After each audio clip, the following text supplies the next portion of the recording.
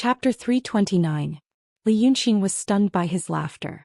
When he was first brought into Red Flower City by the Lord Dongting, he heard the demon talk about the two sages, the love and hatred between the Sword Saint and the calligrapher, and the grudges between the Lord Dongting and the Sword Saint. Thus, he knew that his mother was a relative of the calligrapher and the Sword Saint in the secular world a long time ago, and he could be said to be the only remaining descendant of the two sages. He originally thought that the two sages were men. Whether it was in his previous era or the current era, the male always had a more dominant position. But later, when he found out that the Sword Saint was a woman, he was not very surprised. After all, it was cultivation. When humans cultivated Dao, their Dao would be profound. Thus, they would obtain great power that surpassed the physical body. In this aspect, the biological difference between men and women could be ignored. At that time, the Lord Dongting did not mention the art saint, and Li Yunxing was not in a hurry to ask. Because in his opinion, since the incident happened 1,000 years ago and was subconsciously erased in the following 1,000 years, it must be a very deep secret. Since that was the case, it would take a lot of effort to find out the truth. But he did not expect that this matter would be revealed by Yang Jianzi at such a moment when he was caught off guard. The art saint was a woman. Li Yunxing suddenly realized that he should have known about this long ago. What kind of person would make a painting called Wu Song Angrily Beating Kitty Cat? And along the river during the Qingming festival, one of the 8 treasures ancient scrolls that he had recently obtained. In fact, when he first heard this name, he felt that something was wrong. When Kun Wuzi gave him the painting and he looked at it again, he was immediately convinced that it was the authentic work of the art saint. Because in this world, no one would, on a palm-sized piece of paper, 2 small matchstick figures were drawn with childish and funny strokes. One of the figures was pressing on the other, and from the posture they were doing something indescribable.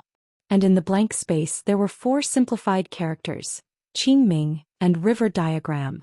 Afraid that people would not be able to distinguish between the Qingming and the river diagram, they had specially marked them with arrows. There was also Evil King and the 7 gourd masters. She left many strange things in this world.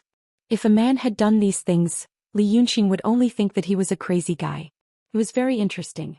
But now that he knew that it was a woman who did this, the shadow in his mind suddenly became clear. In fact, it should have been clear a long time ago. However, due to his own reasons, the answer to this question, or rather a possible guess, had always been suppressed in the depths of his mind. Now that the layers of veil covering it had been removed by Yang Jianzi, a vivid figure suddenly leaped out of his mind. That person was so vivid that Li Yunxing could almost see her face, hear her voice, and even see the sly smile on her face after she did something ridiculous to the people of this world. In this world, she had left too many things that only people like Li Yunxing could understand and experience. He walked in the world that she had woven and carved, like a traveler walking on a stage where the music had come to an end. Among the wild weeds and the setting sun, he could still see the past. However, for Li Yunxing, this scene, Li Yunxing suddenly retreated 50 feet away straight into the clouds. The clouds wrapped around him like water and also covered his expression. Yang Jianzi was still laughing a moment ago, but in the next moment, seeing Li Yunxing suddenly do such a thing, his laughter stopped abruptly. He frowned slightly. "What is Dragon King doing?" "I'm not going." Li Yunxing's voice came from the clouds. No emotion could be heard and his tone was short and concise. Yang Jianzi blinked his eyes in confusion. "Dragon King means, not going to the Red Ridge?" "I'm not going," Li Yunxing immediately answered him in a resolute tone. Yang Jianzi was stunned and fell silent for a while. Then he said something that he didn't know why he would say, "But Dragon King promised me." "Doesn't Dragon King want to know what happened 1,000 years ago?" Li Yunxing also fell silent for a while. "You've been operating in the Red Ridge for so long. How do I know that you're not using what happened 1,000 years ago as bait to tempt me to go? Do I look that stupid to you?" Yang Jianzi was so angry that he almost laughed. "What does Dragon King mean? Didn't I ask you before? I asked you if you're not afraid that my Red Ridge is a trap. What did Dragon King say? He said that it's because of personal reasons, so..." But he stopped here. His tone slowly softened. "The personal reason that Dragon King said is because of the art saint?" But Li Yunxing didn't answer him. He only snorted and said, "I'm not stupid. I won't be fooled." After saying this, his voice suddenly went far away. He actually escaped into the clouds. Yang Jianzi only realized after a breath. Li Yunxin had taken Fu Liangzi and Kun Wuzi away. He could accept the fact that those two guys were taken away. But what he couldn't accept was that he felt like he had been fooled. It was like two kids making a promise. Originally they were talking happily, but suddenly one of the kids changed his expression, turned around and ran away. Now he felt like he had become that kid. This hateful Li Yunxin was fooling him in this way. And just a quarter of an hour ago he even thought that Li Yunxin was a formidable person. Therefore he was also driven by an indescribable emotion and rushed into the clouds, chasing after Li Yunxin. A quarter of an hour later Yang Jianzi realized that he was really chasing after Li Yunxin. That Li Yunxin actually showed his real body in the clouds. This cloud looked small on the ground, but it was huge in the sky. However, even such a large cloud for Qi Wen, who had revealed her true form, was only a shallow pond. With a single leap, it was about to break through the clouds and appear in the sunset. But after all, the wind follows the tiger and the clouds follow the dragon. Before Qi Wen showed his true form, this cloud of mist was floating freely in the air. But now that Dragon Sun showed his true form, this cloud of mist was immediately wrapped up by him, becoming a part of the dragon that was hundreds of meters tall. Then lightning began to appear in the cloud. On the ground they looked as thin as a hair. But in the cloud, each of them was as thick as Yang Jianzi's body. As a result, the Sword Palace Master was shocked. His spirit just now was mostly gone in an instant. What was wrong with Li Yunxin? How could she make such a ruckus? Was he planning to have a fierce fight with me? Chapter 330. As he thought this, he slowed down. It wasn't entirely out of fear. It was out of an instinctive caution. Li Yunxin wasn't Na Fu Liangzi. He had already learned some information about Na Fu Liangzi from Xiao Yaozi. He knew that although that person wasn't stupid, he wasn't very shrewd either. He had a plan in mind and was prepared here. Thus, he could act as he pleased like he did with Li Yunxin earlier and didn't need to fear anything. Although they were both in the true realm, how could Li Yunxin be compared to some Fu Liangzi? Putting aside all the unbelievable things he had done earlier, in just this short amount of time, he had already made Yang Jianzi unable to see through him. This person's actions and words looked shrewd and experienced, but his actions were always crazy and unexpected. A moment ago he had been amiably going to Hongling with him. The next moment he had suddenly turned hostile and created such a terrifying scene. Could this be some kind of scheme, a trap? Once this thought appeared in his mind, it grew wildly like weeds in spring. Yang Jianzi thought back carefully to what had just happened. He felt even more that he couldn't see through it. Once he couldn't see through it, a terrifying warning rose in his heart. As soon as he sensed the danger, he slowed down a little. His gains from this trip could be considered quite fruitful. At least he had seen Li Yunxin once and roughly understood his personality.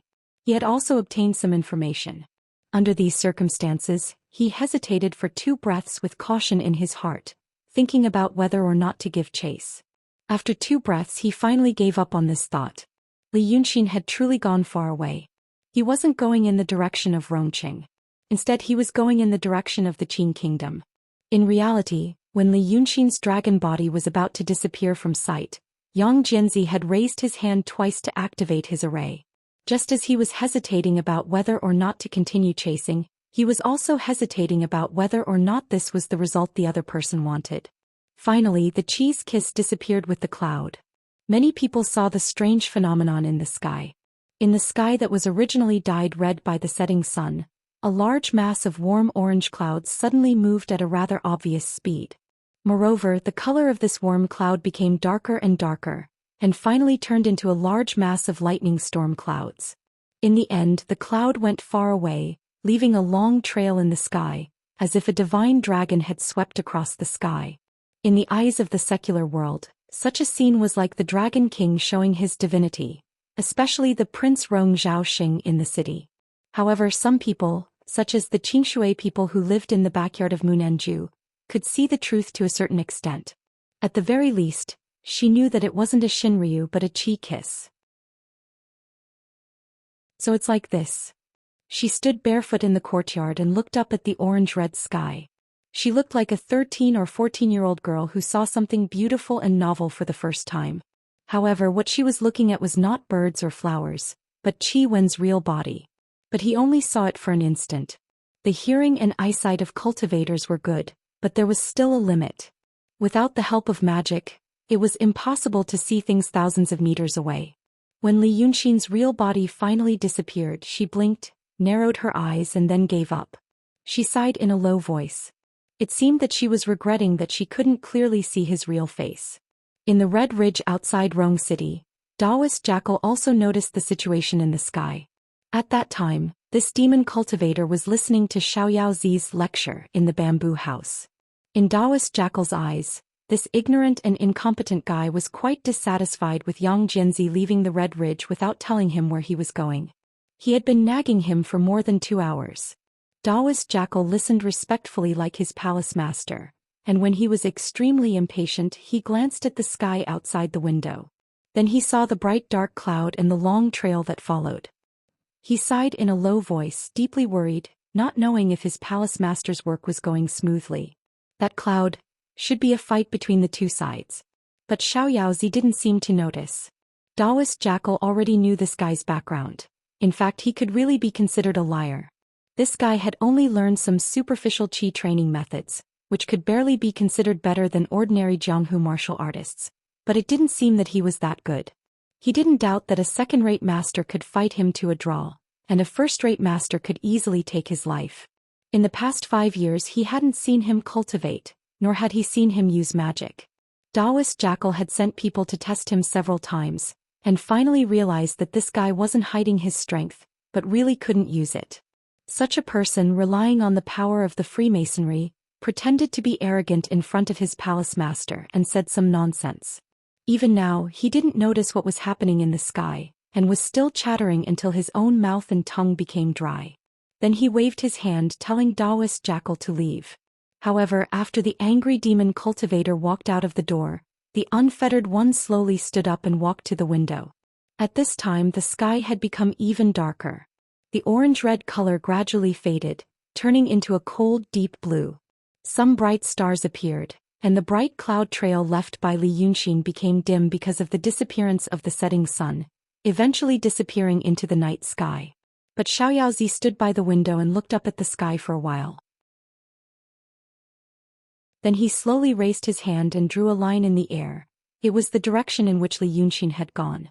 When Li Yunxin turned into a gust of cold wind and entered through the window, Lu Laodao was draining the last drop of wine from the pot. There was only one empty lamp on the table in front of him. This was a large house, beautifully decorated. In the past, this should have been the place where Lord Dongting entertained guests. But now that it was autumn, this large house seemed cold and gloomy. Lord Dongting and his servants who used to live here naturally didn't need to keep warm, but Lu Laodao couldn't. So he put a copper stove in the house and burned some charcoal. At this time the house was warm, but it was smoky and the smell was really unpleasant. When he appeared, old Taoist Lu's hand that was holding the pot was still in place. He stared blankly at Li Yunxin for a while and then hurriedly said, "The Heavenly King covers the earth. Puruosi, don't talk to anyone. I'm busy to death." Li Yunxin sat down in front of him and waved his hand. "It's me. Don't do it again." Lu Laodao frowned slightly and repeated Li Yunxin's words in his heart. After confirming that there wasn't much difference between what he remembered and what he had remembered, he finally let out a sigh of relief. But soon he became anxious again. Why did Brother Xin suddenly come back? Did he receive my letter? Is it because of those 2 Taoist priests? Li Yunxin sat down and stared at Lu Laodao for a while. Then he sighed. "I'm in big trouble."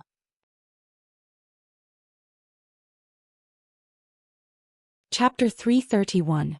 Li Yunxin rarely looked worried in front of Laodao. Even if sometimes Laodao could tell that he hid his worries under his unbridled or cynical face. He rarely looked like this, with worries written all over his face. So this made Laodao's heart tremble slightly. He opened his mouth but didn't know what to say for a moment. At this time Li Yunxin sighed again and said, "How have you been these days?" There was tension and anxiety between his brows that couldn't be concealed. But Laodao felt that the anxiety wasn't caused by any imminent crisis. Li Yunxin's mind was deeper than anyone he had ever met, so he couldn't make wild guesses. All he could do was to tell the things that happened these days in detail, which Laodao knew was also some kind of comfort.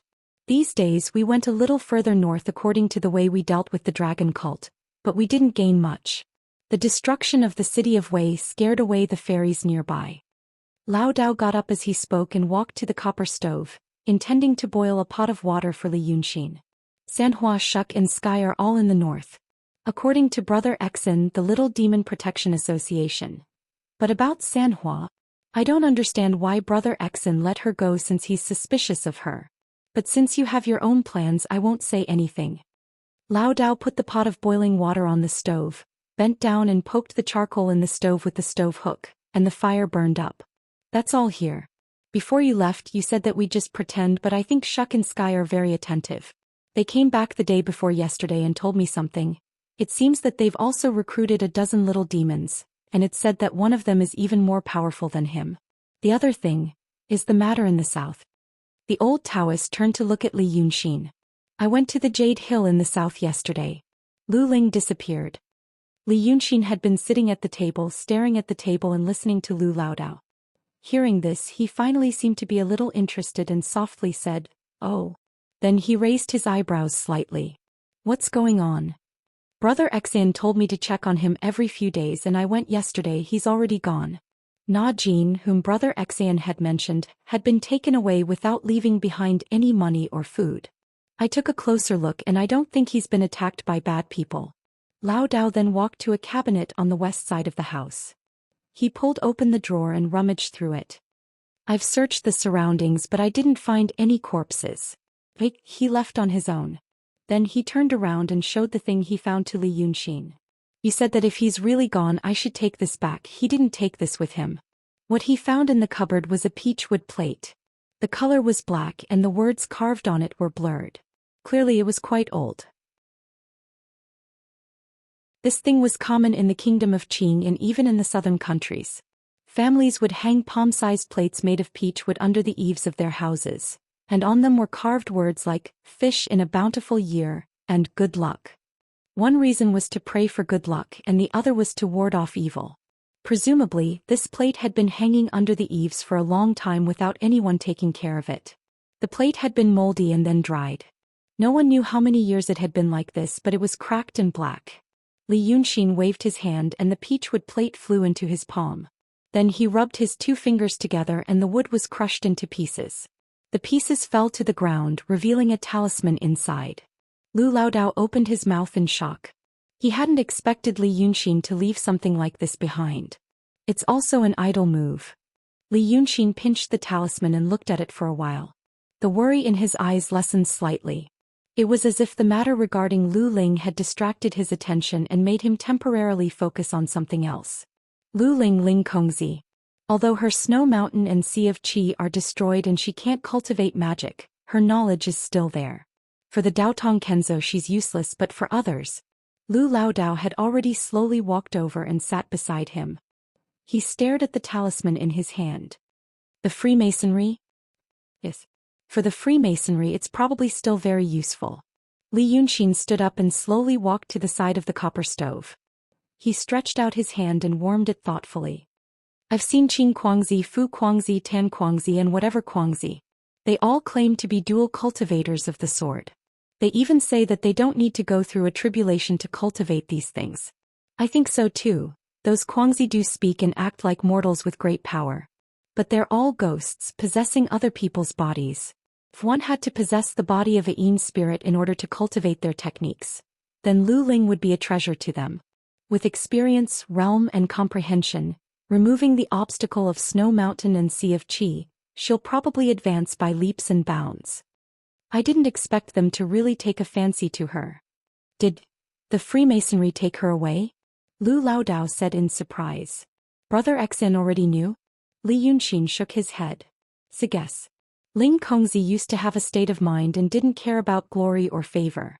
But now that she's immortal, her state of mind is gone. Thinking of her glory in the past and seeing how she's down and out now, it's hard for her to calm down. Someone like her has seen the most magical things in the world and has the most powerful power. In the past she didn't even care about gold, silver, jewelry and worldly power. Now not only is she gone, she's even worse off than mortals. If I were her, I'd definitely climb up by hook or by crook and not let go of any opportunity. She has such a thought: as long as the Freemasonry reaches out to her, she'll get up and leave. Look, she's gone now. Speaking of this, Li Yunxin threw the talisman in his hand into the fire. Now let's see if I'm right. The talisman quickly burned and a flame rose in the furnace. The flame quickly twisted and transformed into the appearance of people and scenery. Although they were all flames, there were red, yellow, blue and white which were still distinct and vivid. Therefore it reproduced the appearance of Cui Gang at a certain moment. This talisman will be activated when a ghost approaches, Li Yunxin said. I guess it's Lin Liangzi of the Freemasonry. He was there when I was in the city of Wei. Later he and Fu Liangzi killed Kun Wuzi and then there was no news of him. In the scene formed by the flame, one could roughly see the outline of Lu Ling. She seemed to be talking to someone. But she was talking to the air and her expression was uncertain with more fear than doubt. And the other person couldn't be seen, so it was probably a ghost. As for what was said, it couldn't be heard. After all, this was a talisman and also a small trick. Taoism was indeed magical, but some things in Li Yunxin's previous world were even more magical than Taoism. This was one of them. The two talked for about an hour. The flame ignited by the talisman gradually became unstable, as if it was about to extinguish. There didn't seem to be anything particularly surprising, but this meant that Li Yunxin's guess was correct. So, that group of people from the Freemasonry are also very arrogant. When the flame finally dissipated, Li Yunxin smiled faintly. They probably know that it's my chess piece, but they still want to find trouble for themselves. Sigh. Troublesome. When he said this word, his face, which had become slightly better, became ugly again.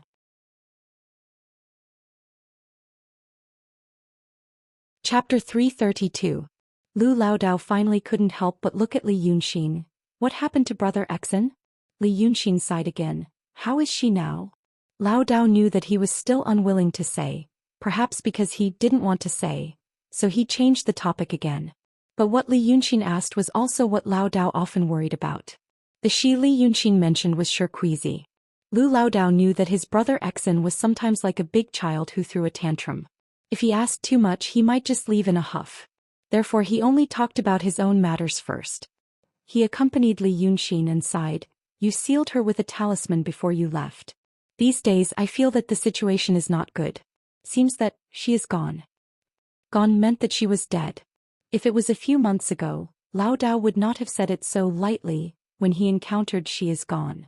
For secular people, the boundary between life and death meant eternal separation, and it was something that human beings could not cross. However, in these few months he had seen many life and death situations. Therefore he knew that death did not mean the end for Xianmen. Maybe he could not do anything about it, but Li Yunxin would always have a way. He believed in him. Li Yunxin frowned and grunted. He thought for a while. It is expected. My talisman is not meant to protect life. It is only used to seal the soul and suppress the corpse. She is dead now, but her soul is sealed in the corpse by me. If you have the heart, go and talk to her often. Her soul is still conscious, but she is trapped in the corpse every day, suffering. Laodao was stunned for a while. Like this? I just thought she fainted. Is it like this? You know, when a person's soul is gone, the king of hell will come and bring her back. So there is no other way. Li Yunxin looked up at Lu Laodao and hesitated for a moment. I didn't do a good job with Sanhua's original body. Now I know another way which is better than my old one. But I haven't figured it out yet. For her own good, let's wait a little longer. Lu Laodao only sighed and agreed. The two of them remained silent for a few breaths. Li Yunxin coughed softly and raised her hand to touch her nose. How did you fall for him? His words were spoken quickly and lightly. Laodao frowned and grunted, thinking that he had misheard. Li Yunxin slowly reached out his hand and warmed himself by the fire.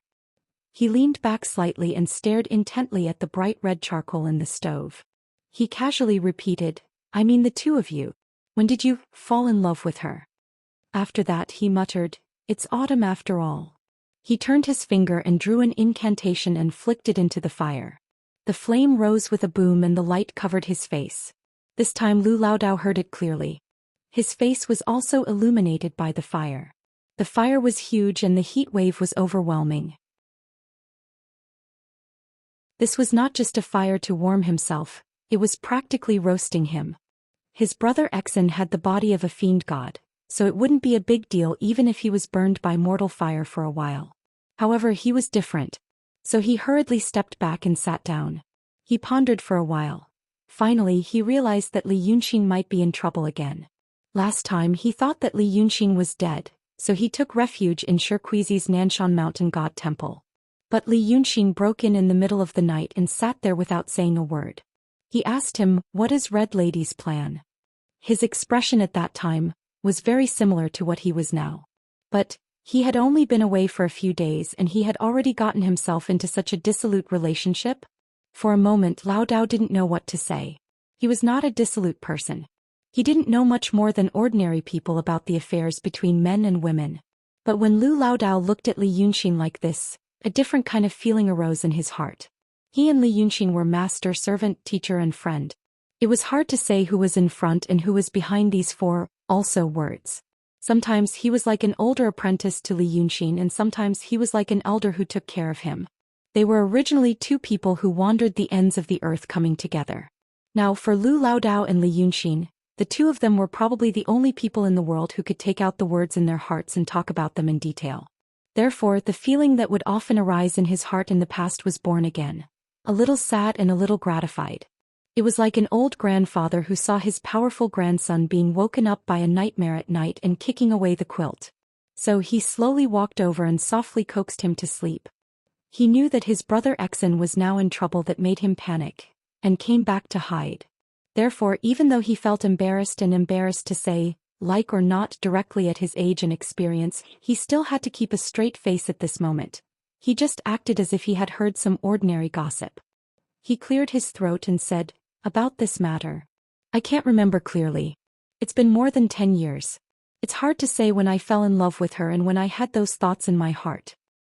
If two people didn't know each other before and didn't have any impression of each other, how could they, fall in love with each other after meeting each other? They got along with each other for a long time slowly. This thing is like melting ice and snow.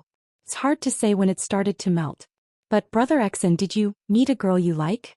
Lao Dao was still not used to saying the word like. But at least he was able to straighten his tongue and speak these words smoothly.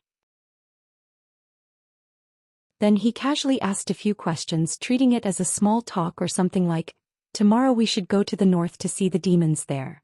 After he said this, Li Yunxin was silent for a while. His face was hidden behind the firelight so Lao Dao couldn't see it. After a while he heard him cough.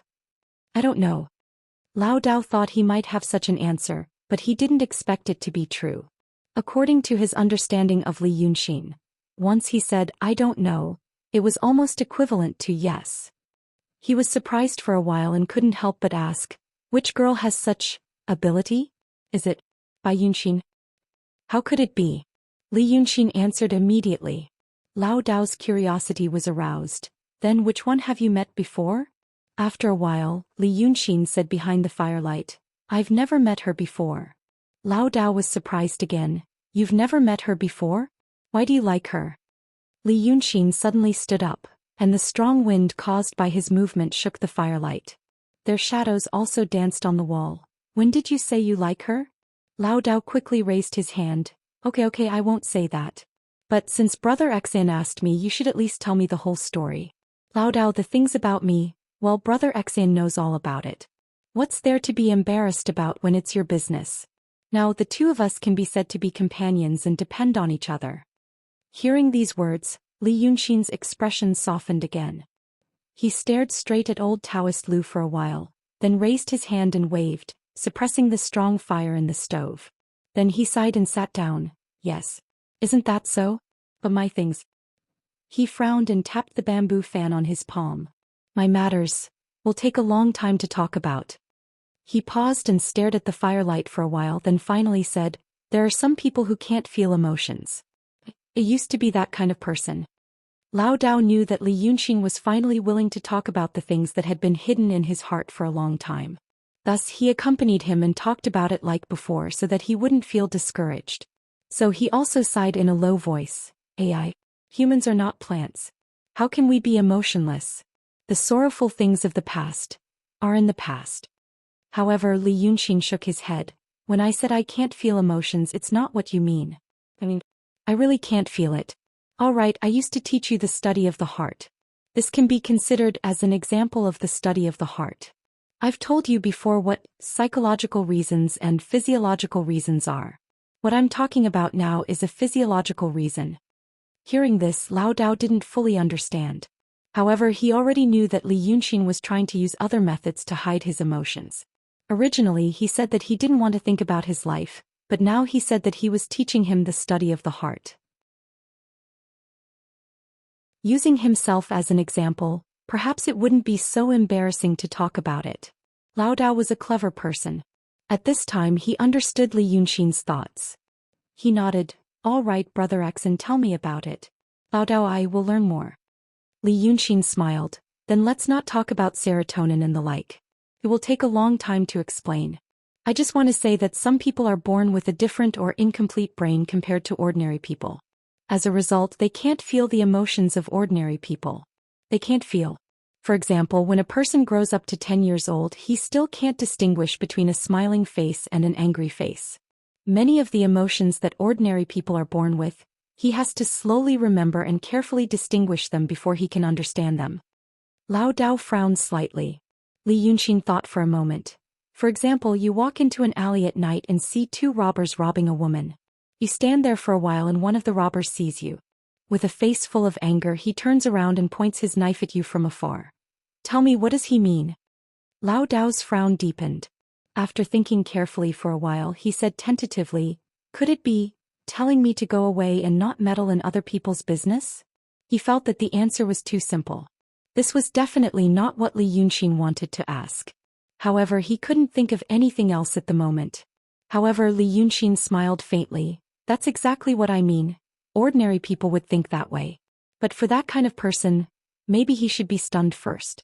Pausing for a moment, he tried to recall the expression on that scoundrel's face. Oh, it meant that he was angry. Then think about it again. What does he want to do by pointing a knife at me? But how does he know? When a person points at another person, he might have something to talk about, or he might just point at random, or he might be pointing at the person behind him. How does he know what the robber is pointing at him? Lu Lao Dao was indeed attracted by this example. He frowned and thought for a while, then asked doubtfully, "But the robber is committing a crime. Doing such a thing, he is naturally afraid of being seen. Now that he has seen it, he should know that the robber is just threatening him." "That's the problem." Li Yunxin paused and said softly, "Ordinary people think that robbing people with knives is bad. But what if the robber doesn't think it's bad? He doesn't know that robbing people and cutting people with knives is a bad thing. What if he can't understand the feeling of the person who is being robbed and cut with a knife?"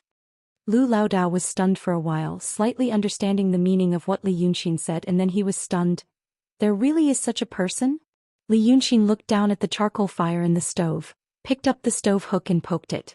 Then he said softly, "I am that kind of person." Lao Dao didn't know what to say for a while, only to hear Li Yunxin continue softly and slowly. "That example is a little exaggerated. In fact, when I was a child, I was like that. I didn't feel pain often and I was numb to everything. It was hard for me to understand other people's emotions and behaviors, and I had to think carefully to understand what other people did instinctively. So I was treated as a retard. The place I lived in when I was a child was not a good place. A group of children, big and small, gathered together. No one cared about them.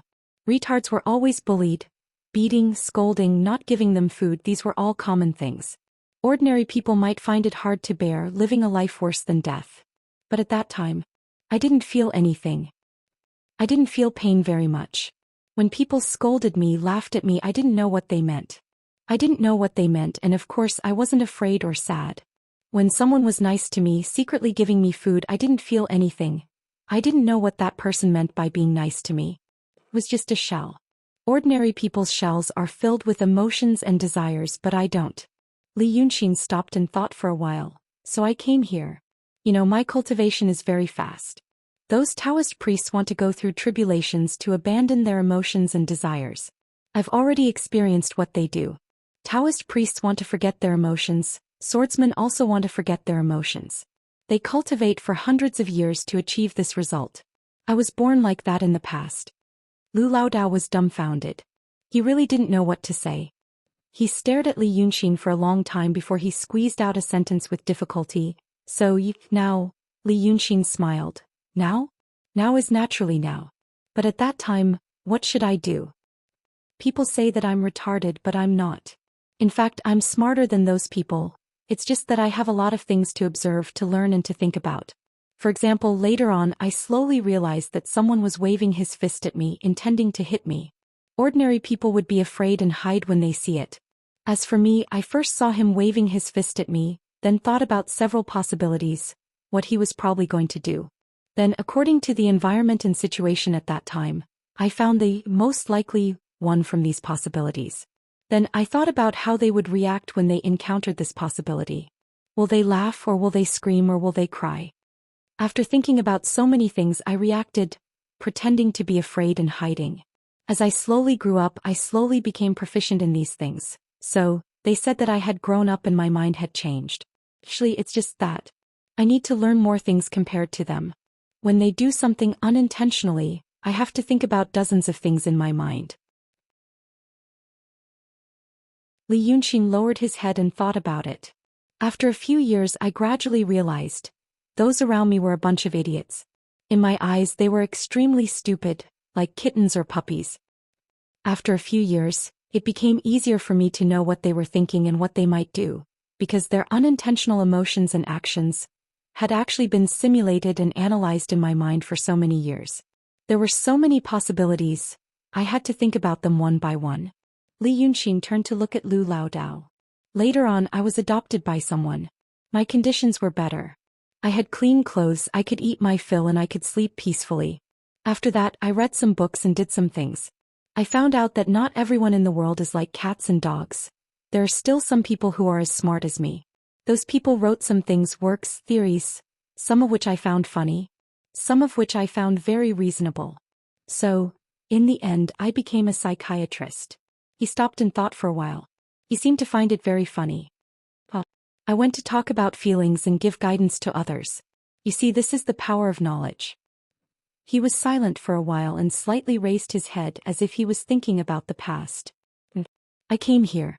You asked me what I am now. I am now an ordinary person. But do you know why a person is Zhang San and not Li Si, Wang Wu or Zhao Lu? Why? The Freemasons ran around to take over bodies, changing their gender and body. How can they prove that they are themselves? It's memory. When I came to this world, I carried the memory of the past. The feeling of the past. The feeling of numbness and emptiness. The feeling of not knowing what feelings are. All stuffed into an ordinary person's head. Li Yunxin frowned slightly. I can understand ordinary people's feelings. But I can't completely understand ordinary people's feelings. Past experiences and memories are in the middle. So when I was in the city of Wei, that Yunzi mistook me as hatred. He came to the side yard and told me something about renouncing feelings and abandoning desires, about recultivating and about Taoist heart. What a joke. Those people need Taoist heart and go through tribulations. Isn't it just to become what I used to be? Li Yunxin smiled and shook his head. Those are the things I played with. I don't need to renounce feelings and abandon desires. I understand that feeling. I don't need any Taoist heart. At least I used to think so.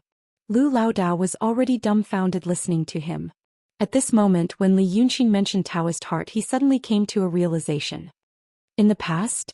Brother Xian's trouble now is this Taoist heart? Li Yunxin was silent for a while and sighed. Yes. A situation that I didn't expect. To me, it was a feeling that was extremely unfamiliar. If I were an ordinary person, I would have plenty of opportunities to try and make mistakes. But now I am a demon cultivator in the true state. One wrong step and I may be doomed eternally.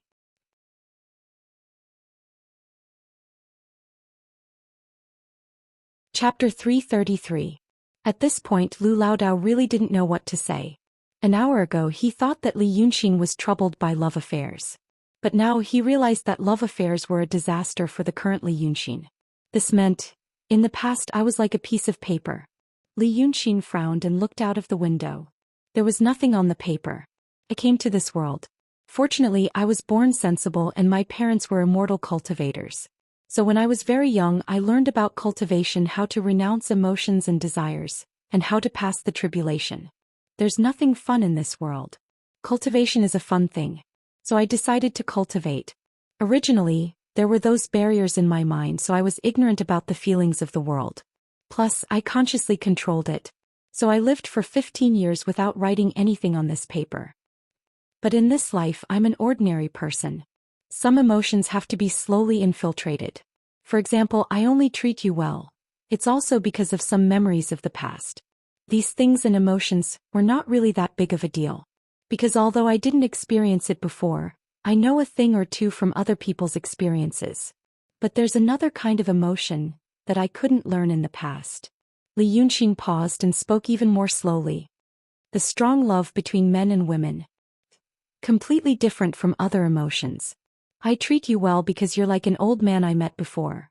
Without him, I probably wouldn't be able to read and understand the wisdom of smart people.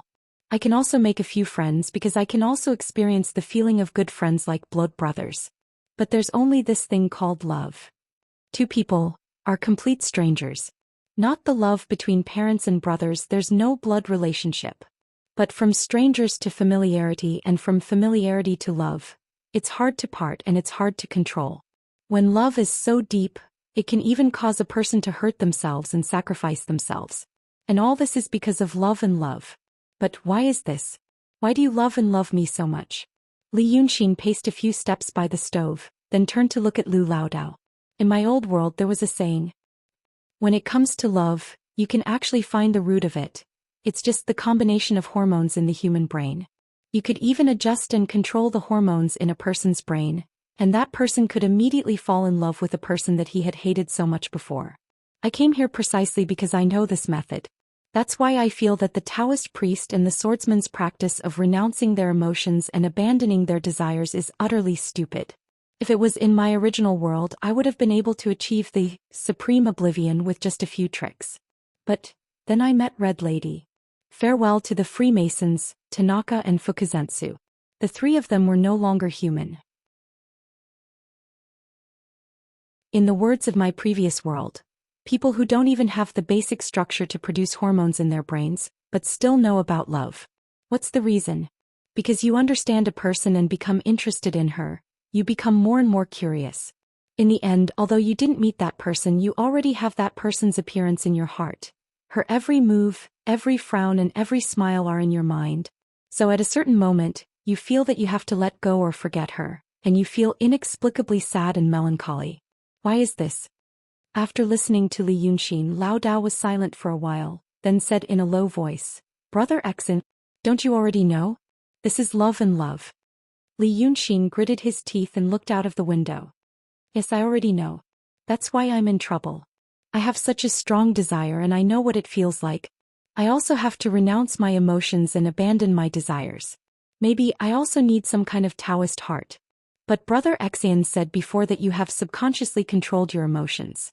How did you come to this step today? Lu Laodao looked at him doubtfully. From what you said, you liked or admired that woman for a long time. During this time, didn't you notice it? Didn't you try to stop? Li Yunxin's expression became strange, as if he was hesitating whether to say something or not. Finally, he looked at Lu Laodao and remembered what Laodao had said before. The two of us now can be considered companions relying on each other for survival. He sighed in a low voice. It's a long story. That person, I thought she was a man. Li Yunxin sat down dejectedly by the copper stove again, rubbing his forehead. These days I have seen a lot of traces left by that person and I feel that she is one of the few people in this world with interesting stories. You know, there are many idiots in this world and there are also many idiots who don't know they are idiots. It's very boring and depressing. But that person, alas. One thing at a time I slowly understand her. Because of those things I tried to guess to think about her. Damn it. That's right. Liking and admiring someone really starts from curiosity. I used all my thoughts to speculate about that person's thoughts and behavior. I unknowingly and forcefully trapped myself in it. But at that time, what else could I do? My life was in danger. I wanted to live, I wanted to find a way to survive, so I had to pay attention to her. At this point, Lu Laodao finally couldn't help but interrupt him. Who is Brother Exin talking about? Why do I feel that? This person is also somewhat familiar to me. Li Yunxin paused and looked straight at him. Of course you are familiar with her. This person is the art saint. The expression on Lu Laodao's face instantly became interesting, so interesting that even Li Yunxin couldn't describe it. He widened his eyes as if he had seen a ghost, as if the Li Yunxin in front of him had suddenly become a stranger. Because he didn't know how to express his current thoughts. But Li Yunxin shook his head and sighed again. You think I don't know and I haven't tried to prevent this? Just 4 hours ago I was in Qingdu, in the sky above Qingdu. I met a guy called Yang Jianzi. He told me about the art saint. He said he knew the inside story. At that time my heart turned upside down. I knew this emotion was not right. I was too curious about the art saint, too sensitive. This emotion had gone beyond the scope of paying attention to him for the sake of living. So guess what happened to me? Li Yunxin kicked the ground with the tip of his foot irritably. Do you remember I told you there is a method called aversion therapy? For example, you put a rubber band on your wrist and use the rubber band to flick yourself when you want to do something. After that, this painful experience will be associated with what you want to do, and it can make you abstain from certain things. So guess what happened to me? I knew that his Hongling was full of danger, but I still said to him, I'll go. Li Yunxin sighed. I think I'm a smart person and I can try to give myself hints. I went to Hongling because of my abnormal attention to the art saint, and then came back with a big loss. This is my own aversion therapy. I can try to adjust myself with this method. I know this emotion has to stop. But he suddenly told me that the art saint is a woman. Li Yunxin stopped and stared at the fire. He did not speak for a full quarter of an hour. Finally, amid the crackling of the charcoal in the fire, he said in a low voice, Then I knew it was not good. Before that, someone had done enough preparation and foreshadowing and told me to step into it step by step. At this time anyone could let me know the truth. Who's done? Was tricked. I'm in big trouble. Lu Laodao's mind was in a mess because of the shock. After a long time after Li Yunxin stopped talking, he gradually realized the even more shocking information hidden in his words. Preparation and foreshadowing? Step into it? Tricked? Lu Laodao was dumbfounded. What do you mean, Brother Xian? Are you saying that you fell in love with the art saint because you fell into someone's trap? How could there be such a trap? Li Yunxin stared at the fire and slowly squeezed out the words from his teeth. If it weren't for what happened today, I would have forgotten the details. At first it was in the city of Wei Qianghua building in Lingkongzi. When I was at the Qianghua gathering I had asked Lingkongzi to let down his guard. But just because I accidentally mentioned the jade slip of illumination she immediately became alert. That was definitely not the alertness that a normal person should have. I knew at that time that someone had built a defense mechanism in her heart. When she was under the influence of my suggestion, I mentioned that word and triggered the defense mechanism. She immediately woke up. That person was a master. I knew it at that time. He paused and said, Then in Dongting. Lord Dongting and my brother didn't hear anything related to possession. At that time I thought it was a spell. Now who knows whether it was a spell or a mind study or the interaction of the two. There was a person, I'm not sure who targeted me early. It might even be as early as when my parents were still alive. Then from the moment I stepped into the city of Wei he led me into this trap step by step. Today 4 hours ago the trap was closed. My Taishang Wang Qing was broken. The old Daoist was once again dumbfounded and did not speak for a long time. He believed in Li Yunxin's judgment for many things. And the fact proved that Li Yunxin's judgment was completely correct. There was only one thing. He felt that his brother Exen might have made a mistake in this field that he had never touched. He knew that Li Yunxin was a capable person. In fact, he had no doubt that Li Yunxin could one day be famous in the world and establish a school. But it was one day after all. But now, his brother Exen was a great fiendish demon at the True Realm. He was considered a rather powerful character. But who was this powerful compared to? For example, in the Qin kingdom, there was a person who was a magistrate or a provincial magistrate. Naturally, he was a powerful person compared to them small commoners. But compared to those bureaucrats, there were those who were not as good as him and those who were far better than him. But compared to the emperor, how could the emperor truly care about a magistrate or provincial magistrate? That was the painting saint. Compared to the world, was it not the emperor to the Qin kingdom? The old Taoist knew from the bottom of his heart that his brother Exin would soar to the sky one day, but it was hard for him to believe that he had been set up by someone at this time to make him fall in love with the art saint. In Lao Dao's view, it seemed that Li Yunxin had panicked and lost his footing because of a feeling he had never experienced before. Thus, he was anxious to find a plausible reason for himself. Li Yunxin was a very intelligent person. He remembered many clues and had the ability to connect many clues together.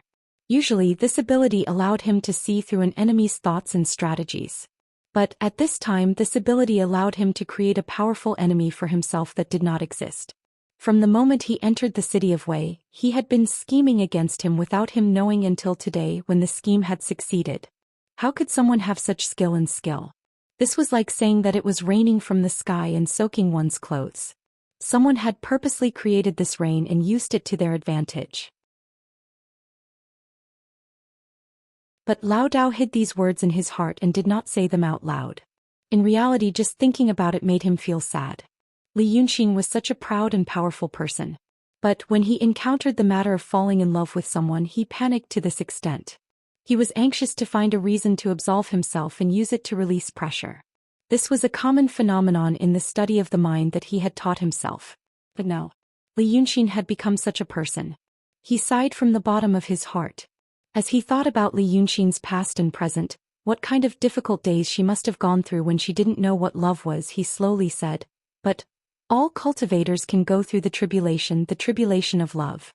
Brother Xian is not completely helpless now. He can also go through the ordeal of love." Li Yunxin snorted and laughed. "Go through the ordeal? I'm afraid you've fallen into that person's trap. That person has schemed against me for so long and I didn't notice it at all. He should have guessed that I would have to go through the ordeal if I was really like this. Go through the ordeal with the art saint. Even if there is a way, where can I go?" He took a deep breath. "I can't go according to his plan. If I want to get out of it, I have to find another way." Lao Dao sighed in his heart again. He did not want to say things like, "You are to the art saint what a small official is to the emperor. Why would anyone use this kind of thing to plot against you? Your thinking is too ridiculous." But he also could not see Li Yunxin panicking like this and making an imaginary enemy for himself.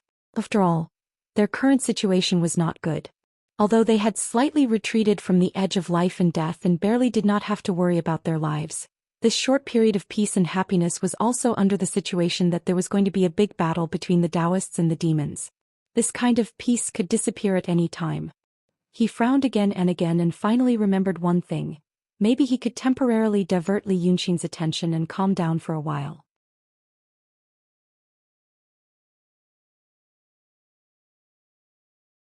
Chapter 334.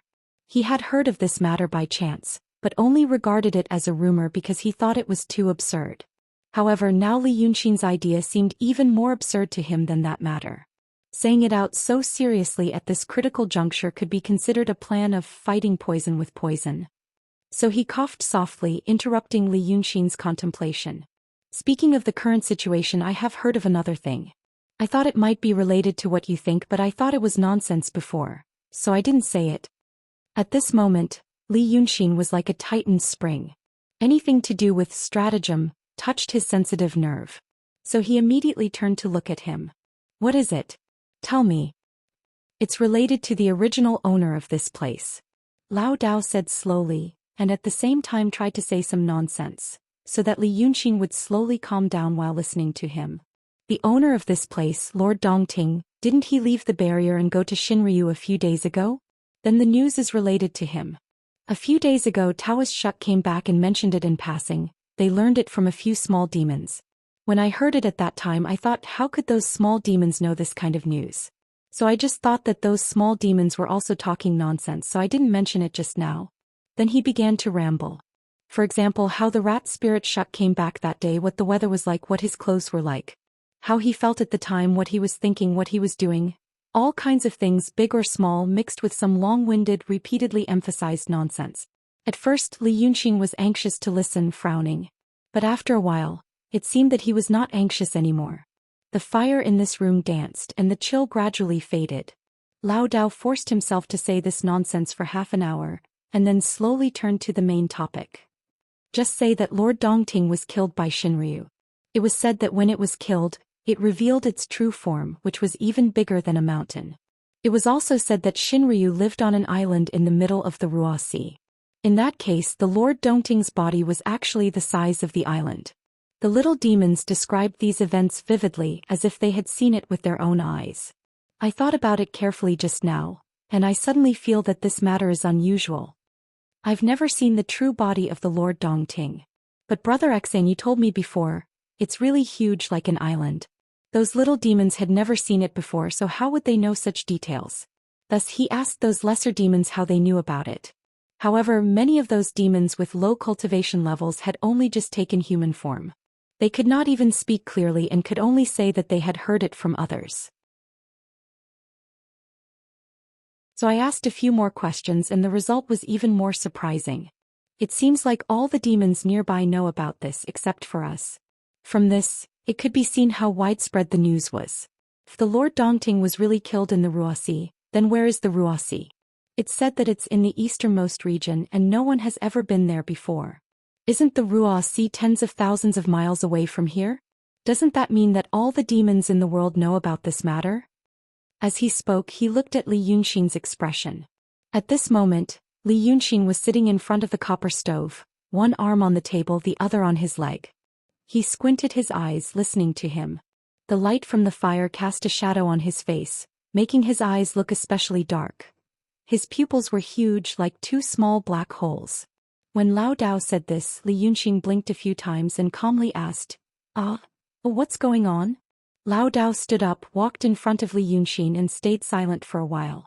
Then he slowly said with a very gentle voice, think about it.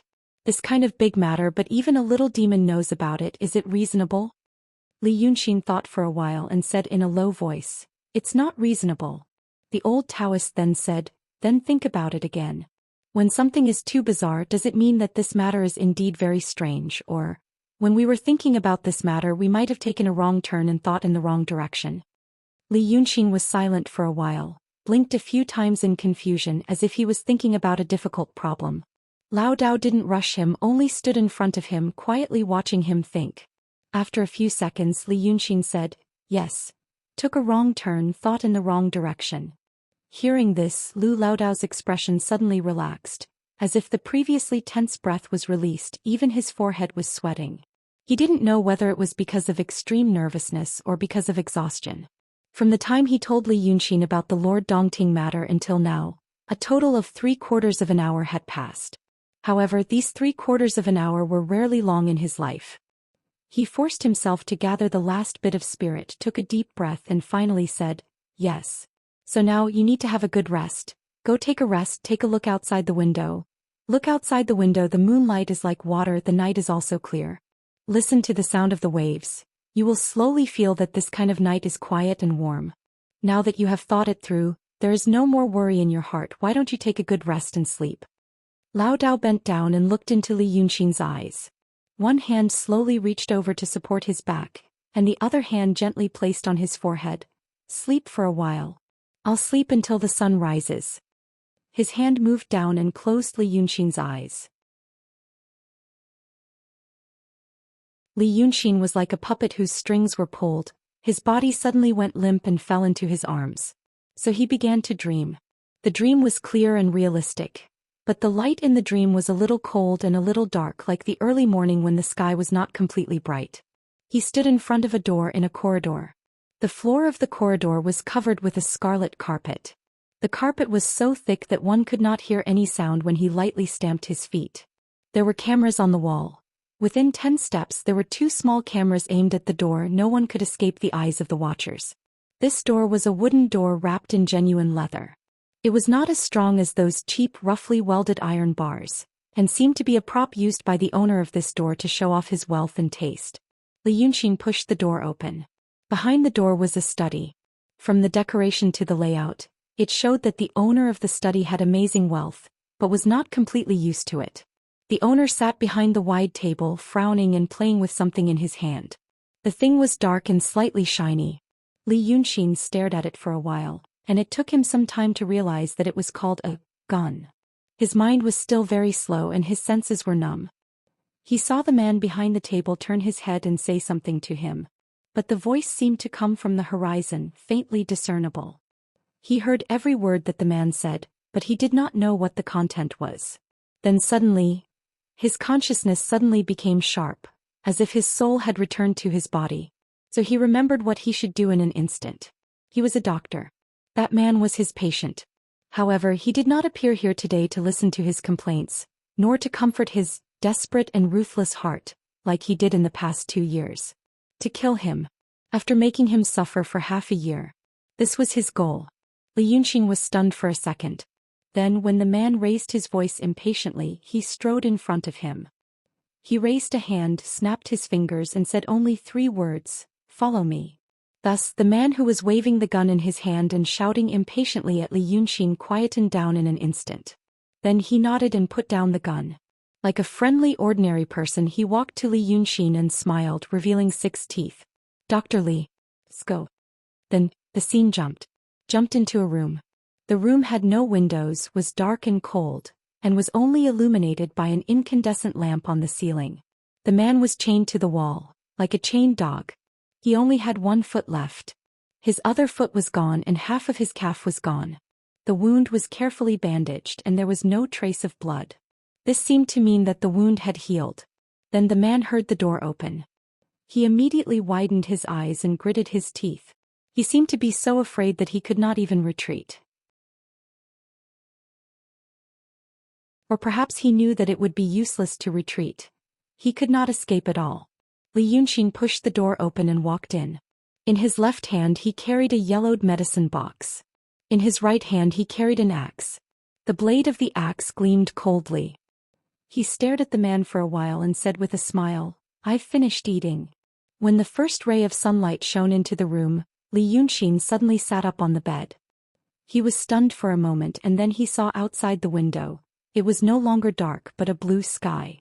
Right now he was sitting on the bed in the big room covered with a thin quilt. The sunlight was a little dazzling and his back was slightly damp as if he was sweating from sleep. He heard the faint sound of cicadas. He heard the sound of water birds. He widened his eyes and turned to look at the man sitting by the bed. Lu Laodao was also looking at him. His eyes were bloodshot and his lips were dry and chapped. His mouth trembled slightly for a while, and then he said as if he had made up his mind, "I hypnotized you. Last night I hypnotized you. I made you sleep well. I used the method that you taught me." Li Yunxin still stared at him as if he did not know what to say or do. The old Daoist priest took another deep breath. "To calm you down. You were hypnotized by me. Do you realize how out of control you were last night?" After he said that, after a long while, Li Yunxin slowly turned around, stepped on the ground and sat facing the old Daoist. Then he stared at Lu Laodao for a quarter of an hour before he suddenly sighed and looked down at his feet. "You're right. I lost my mind," he said in a low voice. "I lost my mind. So I should start working."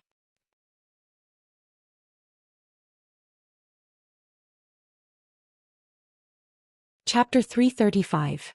After saying that, Li Yunxin stood up.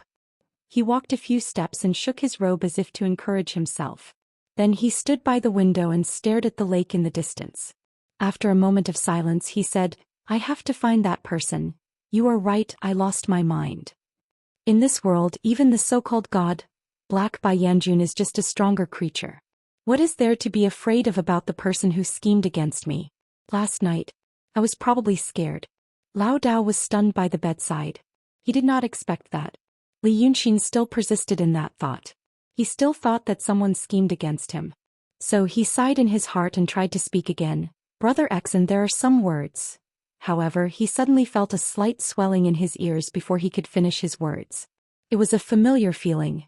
It was as if someone had put his palms flat and pressed them against his ears. But the strange feeling did not stop there. He felt a slight itch on his body. It was as if the hairs on his body were attracted by something and all stood up. Therefore, the friction between the hairs on his body and the clothes on his body was both itchy and tingling. Lao Dao stopped talking because of this strange feeling. Li Yunxin was angry. He hypnotized him first, and now he doubted his deduction again. Li Yunxin was such a proud person and he did not have a good temper. He probably couldn't bear it anymore. But then he found that Li Yunxin's hair was floating. His black hair was originally hanging down his back, contrasting with his snow-white robe. But now when Lu Laodao saw Li Yunqing turn around, there was doubt in his eyes. A few strands of hair in front of his forehead were fluttering. Lu Laodao was actually familiar with this scene. In winter the weather was dry and everything was dry. When he took off his clothes at night, his clothes would make a crackling sound, and his hair would stick together. If he was not careful, his hair would be stung. Laodao was puzzled. In fact, it had only been a breath's time since he felt strange. Then he saw Li Yunqing's expression change. His brows were slightly furrowed and his eyes narrowed as he looked at himself. However, in the next moment his eyes suddenly widened, and his eyeballs rolled upwards as if he wanted to look at the sky. In Lu Laodao's eyes, Li Yunqing's next movement became very slow. He did not know if it was because his body instinctively sensed extreme danger and thus reacted before his consciousness. He saw Li Yunqing open his mouth, raise his hand, and his robe bulged with a boom. They also saw that Li Yunqing's fingertips were emitting golden spots of light in the void, which was the mysterious light when he was writing talismans out of thin air. They could also see Li Yunqing's appearance changing as he wrote. Steel-like scales grew out from his cheeks and his body also expanded. 2 red lights were about to shoot out from his forehead. The air became thicker and more viscous. His eardrums felt like they were about to burst. All of a sudden, everything became extremely quiet.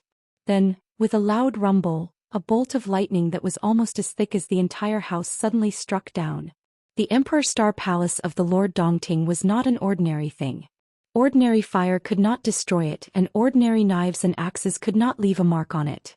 Moreover, the palace was protected by several restrictive spells, making it even more impregnable. However, this big house in the middle of such a divine palace was instantly smashed by this huge bolt of lightning. The tiles, stones, and hardwood that had been enchanted were all turned into the tiniest powder in an instant. In the sky above the Emperor Star Palace, a vast expanse of golden light erupted. That was the ominous light that was released because the restriction outside the palace was shattered by the incomparably violent power. However, there was more than one bolt of lightning. At this moment, 1,000 meters above the Emperor Star Palace on the mountain of the Lord Dongting, a thick whirlpool-like cloud was rapidly expanding. Soon the sun and the blue sky could not be seen. From within this thick cloud, more than 100 lightning snakes struck down like a storm. The air around the entire Mount June became white because of this terrible power. Then clouds of fire spread out with a roar. Everything happened in the time of 2 breaths. 2 breaths ago the sun was shining on Mount June and the breeze was blowing. 2 breaths later the verdant plants on the island were all gone. The entire island changed from dark green to crimson red. Large tracts of bright red lava poured down from the top of the mountain like a waterfall and rushed into the lake. Because of this, the water in the lake evaporated and soared into the sky. The water was then penetrated by the dense curtain of lightning and turned into even more violent shock waves, setting off wave after wave of earth-shattering waves on the surface of the lake. However, in the midst of such a terrifying momentum, violent power, and thorough bombardment, the peak of Mount June that was already filled with boiling magma still had a grain of golden light that was the size of a grain of rice. It was blindingly bright. As the saying goes, a grain of rice also dares to compete with the sun and the moon. People often used this saying to laugh at fools who overestimated their own capabilities. But right now, this overwhelming curtain of lightning that was bombarding down was more than just the brilliance of the sun and the moon. They were so dazzling that this light could be seen from 100 or even 1,000 miles away. It made the morning sun hanging high in the sky appear dim. But that dot of golden light on the peak of the huge Mount June Island, actually burst out with a dazzling light that was not inferior to the others. The ground within a few feet around it was completely intact, like a lonely stone pillar that had popped out from the boiling sea of lava. At the top of this pillar, Li Yunqing, who had already revealed his fiend god body, was surrounded by clouds and mist. His hands held up to the sky. The densely packed golden runes around him flickered in and out of existence, rotating at high speed, forming a dazzling golden barrier around him. And in front of him floated 2 scrolls. It was the second of the Octadic Treasure's ancient scroll. These 2 treasures, which were even more powerful than spirit maps, were also emitting brilliant golden light by Li Yunqing. They resisted the terrifying power that came crashing down from the sky. Old Taoist Lu, on the other hand, stood beside him, completely stunned. In the time of two breaths, he witnessed the verdant Mount June Island instantly turn into a purgatory on earth with lava flowing everywhere. His 7 apertures were shaken to the point of bleeding. Even though he was under the protection of Li Yunxin as an emptiness realm cultivator, his bones were still creaking. It was so painful that it seemed like they would all break in the next moment. He was at a loss, as if he didn't know what to do at all. Because he saw that even Li Yunxin, who had revealed his fiend god body, had golden blood seeping out of his steel-like scales. The blood converged into a small stream between the scales and gurgled to the ground. As soon as it touched the ground, it burned and emitted green smoke. Li Yunxin was already like this. What else could he do to help? The strong light made him almost unable to open his eyes, and the huge roar almost deafened him. Even in such an environment, he could barely hear Li Yunxin talking to him. I was right. Li Yunxin's tone was unexpectedly calm, as if the heavenly thunder was just a gentle breeze and drizzle to him. He continued to use his supernatural power to transmit his voice into Lao Dao's ears. Yesterday I said that someone broke my supreme indifference, and today someone made such a big scene. I was right.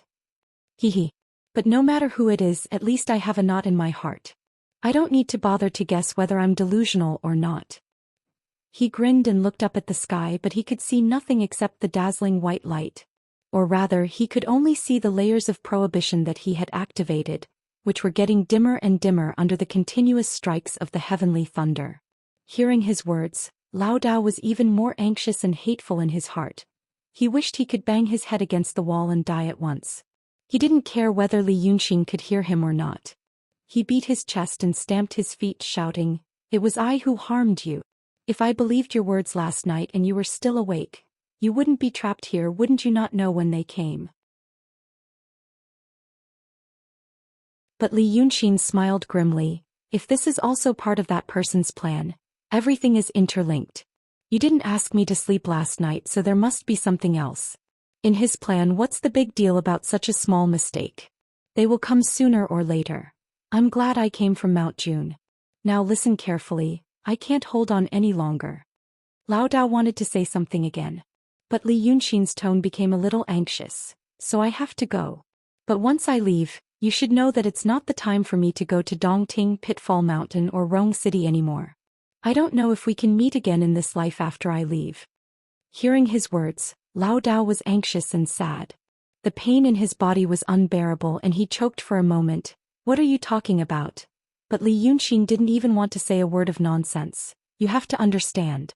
Since I came to the city of Wei until yesterday, although I was in danger from time to time, I always turned misfortune into fortune. Now I think, it's because others didn't know me well enough and didn't deal with me seriously, so I could pretend to be weak to eat the strong. Now, after so many things have happened, they probably think that they have already figured out my methods and trump cards, so they first broke my oblivion, and then they really started to make a move. The previous days were dull and boring. That was the calm before the storm. And I have thought about this day for a long time, so I tried to prepare for it, but it was too late. Yesterday I knew about the art saint, so I knew this day was approaching. Now after I leave, I need you to do a few things. I don't know if I'll be lucky or not. If you do these things well, maybe I still have a chance to survive. At this moment, listening to Li Yunxin's farewell words, which were completely different from his usual confident tone, Lao Dao had already realized that things were not good. Therefore tears ran down his face. How could he say anything? He could only nod repeatedly. Then he heard Li Yunxin say, "After I leave, if you can survive, you can tell the person that you turned against me long ago. Maybe you can survive. You can hypnotize me last night, I believe you. Then if you can still be free, go to Rong City. Someone will come to ask you to assist Prince Rong. If you can do it, I want you to do everything you can to make things big. It's best if that Prince Rong succeeds." When he said this, the golden blood on his body flowed more rapidly. The armor plates on his arms shattered piece by piece, producing a continuous sound like popping beans. And the momentum of the divine thunder in the sky gradually weakened. This seemed to be a reasonable thing to do. Such a violent and fierce force. A force that 2 octatic treasures ancient scrolls could not withstand. If it could continue to strike for a while, who in the world would be a match for it? Li Yunxin was already an arrow at the end of its flight, and the divine thunder was also an arrow at the end of its flight. Therefore he struggled to hold on until the lightning in the sky gradually disappeared, leaving only a particularly thick purple lightning bolt that struck down. Only then did he shout loudly, "Live!" The lightning bolt hit his body. With a boom, Li Yunxin disappeared in a flash of golden light. A tearing bamboo fracture fan with green smoke was hit in the air and fell to the ground with a clatter. And Lu Laodao also fell to the ground because of this last earth-shaking bang. Up in the sky, the whirlpool of dark clouds gradually dispersed, revealing a dense crowd of cultivators, nearly 100 of them. These practitioners did not seem to come from the same school, but were divided into 3 groups. Although the color and details of their clothes were slightly different, the style was very similar. This style was also similar to the Daoist priests of the Xianxia Danding sect and the Lingshu sword sect who were stationed in the city of Wei. This meant that these 3 groups of people came from the 72 schools of Daotong and Kenzhou. Right now, these 3 groups of people seemed to be stunned, staring at the Mount June island that had turned into a sea of fire, and the fog and huge waves that spread for nearly 100 miles around the island. They did not speak for a long time. They were not looking at the surviving Lu Laodao. But, isn't Li Yunxin in the true realm? The speaker stood in front of a group of disciples of the Xianxia Danding sect, stepping on a dipper, which was made by cutting a gourd in half and drying it in the sun. However, this dipper was neither made of metal nor wood, and it was extremely huge. Behind him, there were more than 20 disciples standing on the flying magic treasure. At this moment, when the sect master of the high-clarity pill cauldron sect moved, the magic treasure beneath his feet moved as well. Therefore the group of disciples staggered left and right. There were even some who cried out as though they were afraid of falling. This meant that many of them had not reached the transcendent realm and could not fly in the sky. Didn't you say that your 9 heavens godly thunder could kill cultivators below the profound realm? Didn't you use your full strength just now? The speaker stood in front of a group of disciples of the Lingshu sword sect. There were also dozens of disciples behind him. There were a dozen or so people riding on flying swords, barely managing to stabilize themselves in the high winds. The remaining 20 stood on a big treasure sword. This big treasure sword was obviously this master's flying Dharma treasure. It was surrounded by a green light and 2 ancient runes were carved on it. One was Xin, and the other was Scholar. The group in the middle was the group that the 2 sect leaders were questioning in disbelief.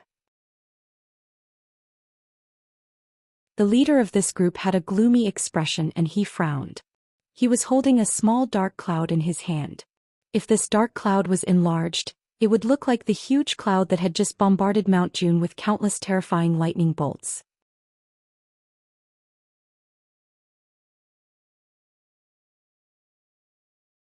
Chapter 336. This magic treasure is known as the 9 heavens godly thunder. How can it be fake? The head of the 9 heavens godly thunder sect was silent for a while, then suddenly said, "Now that the result is like this," he paused again, "I want to ask you, who is this Li Yunxin that he can actually resist my 9 heavens godly thunder for 6 whole breaths of time?" The head of the pill cauldron sect, a perfected master cultivator, Gui Yunzi, sneered, "You're asking us now? When the 2 sages announced the decree, didn't you say that Li Yunxin is just a true realm demon? What is there to be afraid of?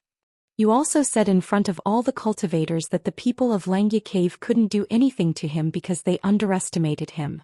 You also said that with the power of our 3 sects working together to activate your magic treasure, the 9 heavens godly thunder, we would definitely be able to kill him in one blow. Do you remember all of that now?" Thus, the head of the 9 heavens godly thunder sect, a perfected master cultivator, Qing Kongzi, frowned again. "Why did you mention those words? The current Daotong Kenzhou is in a state of disunity, and the 2 sages don't care much about it. The reason I said that was because I thought that it was rare for such an arrogant demon to appear. Finally, we fellow cultivators can work together. I also saw that they weren't very enthusiastic about this matter, so I said those words to fit the situation. Why are you so angry now?"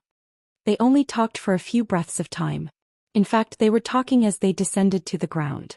In addition to the head of the pill cauldron sect and the head of the 9 heavens godly thunder sect, the head of the Ling Su sword sect, Ming Zhenzi, was also in the true realm. However, these 3 high cultivators could travel 1,000 miles in a breath, but the disciples standing on their magic treasures couldn't. Thus, they could only slowly descend. At least they didn't cause non-combat casualties. Seeing that on the half-melted June mountain the figure of Lu Laodao, who was lying on the only intact piece of land, could be clearly seen, Ming Zhenzi of the Ling Shao sword sect sighed. Forget it. You two don't argue. Li Yunxin was a fiendish demon. He must have used the palace to escape. We also know that the back door of his summer palace is around Dongting. Now we send out the useful disciples and we will stay in Mount June. No matter how powerful he is, he will be seriously injured if his body is able to withstand the divine lightning of the ninth heaven. Once we discover his whereabouts, the three of us can kill him together. Do you think he can escape? It's best if you can't escape. The head of the Shangqing Danding sect snorts coldly. Our three sects are the closest to Dongting, so we have the upper hand. If we let him run far away while wounded, right now all the schools and sects in the world want to kill him. If someone else takes the prize, we won't be able to get the magical treasures from the two saints. With that said, the three true state sect masters each ordered their disciples who had reached the transcendent state and could fly in the air to search for Li Yunxin's whereabouts. As for the three of them, they left the magic treasures and their disciples in the air and landed on the stone pillars in the lava sea of Mount June. As far as they know, the person on the stone pillar is the most valued evil cultivator of Li Yunxin. Now that Li Yunxin left him and escaped, it can be seen that he is really seriously injured. This person must know many secrets of Li Yunxin. The three heads don't want their disciples to know those secrets. When it lands on the ground, it immediately feels amazing heat. Now this stone pillar is several meters high out of the lava, but the ground still begins to be scorched black. Some scattered objects on it, such as wood chips, dead branches and pieces of cloth, all begin to emit smoke slowly as if they will burn in the next moment. There are also some other things. Ming Zhenzi glances at the ground and immediately sees the broken bamboo fracture fan. The bamboo ribs of the fan are also smoking and slowly become scorched black. However, the painting on the surface of the fan is undamaged. It is obvious that it is a treasure. Thereupon, the head of the Ling Su sword sect stretched out his finger, and the fan flew into his hand. He frowns slightly and caresses the surface of the fan for a while. Then he raises his head and looks at the other two. This extraordinary object must be Li Yunxin's temporary imperial residence. He really did use the temporary imperial residence to escape. Then, with a flip of his hand, he puts the fan into his sleeve. The other two are knowledgeable. How can they not know that the fan is also a treasure?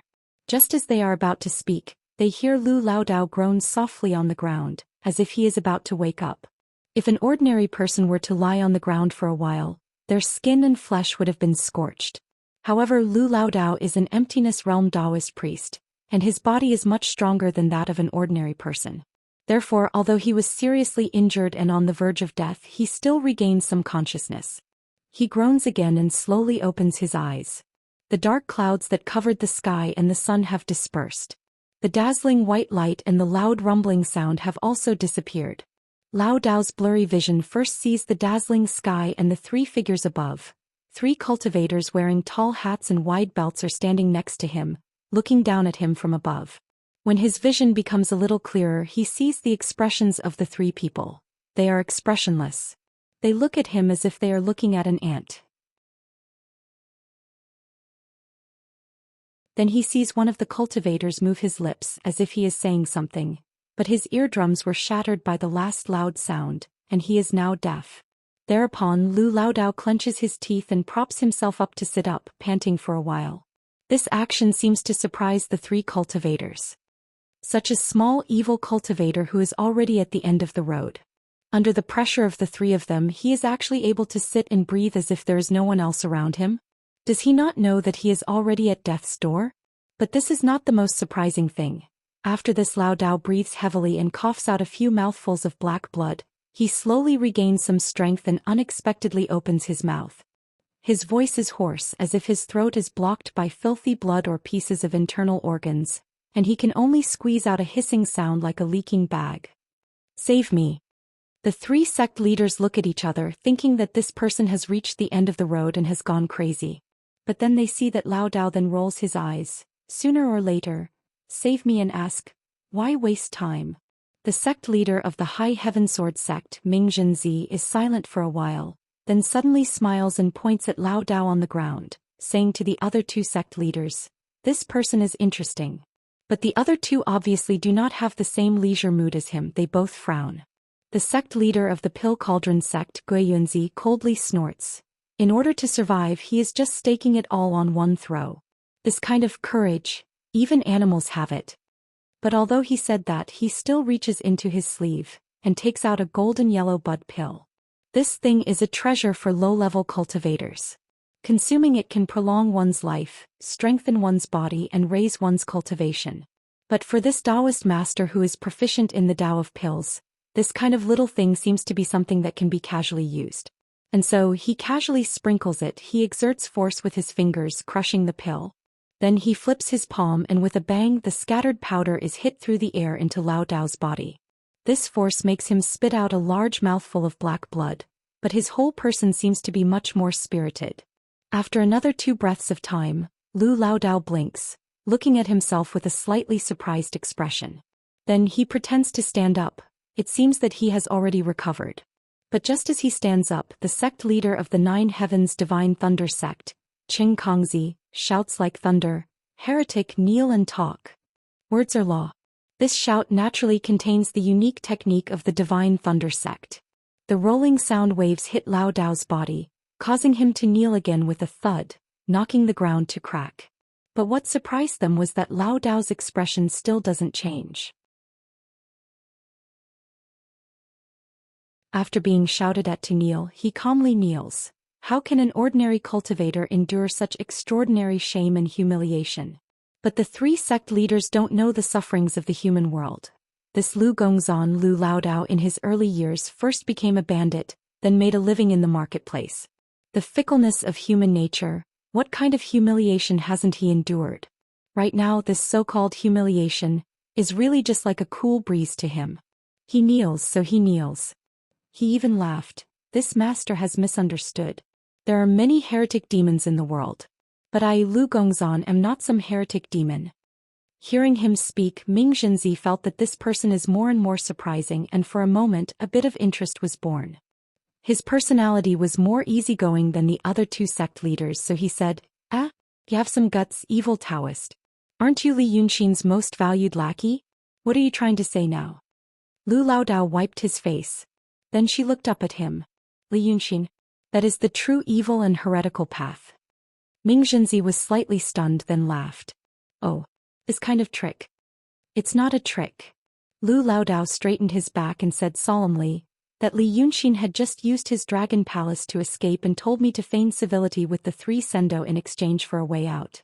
And he told me that if I could live, I should help him do something so that he could live too. Pooh. He spat on the ground. It's been 4 months and now I've finally escaped from his clutches.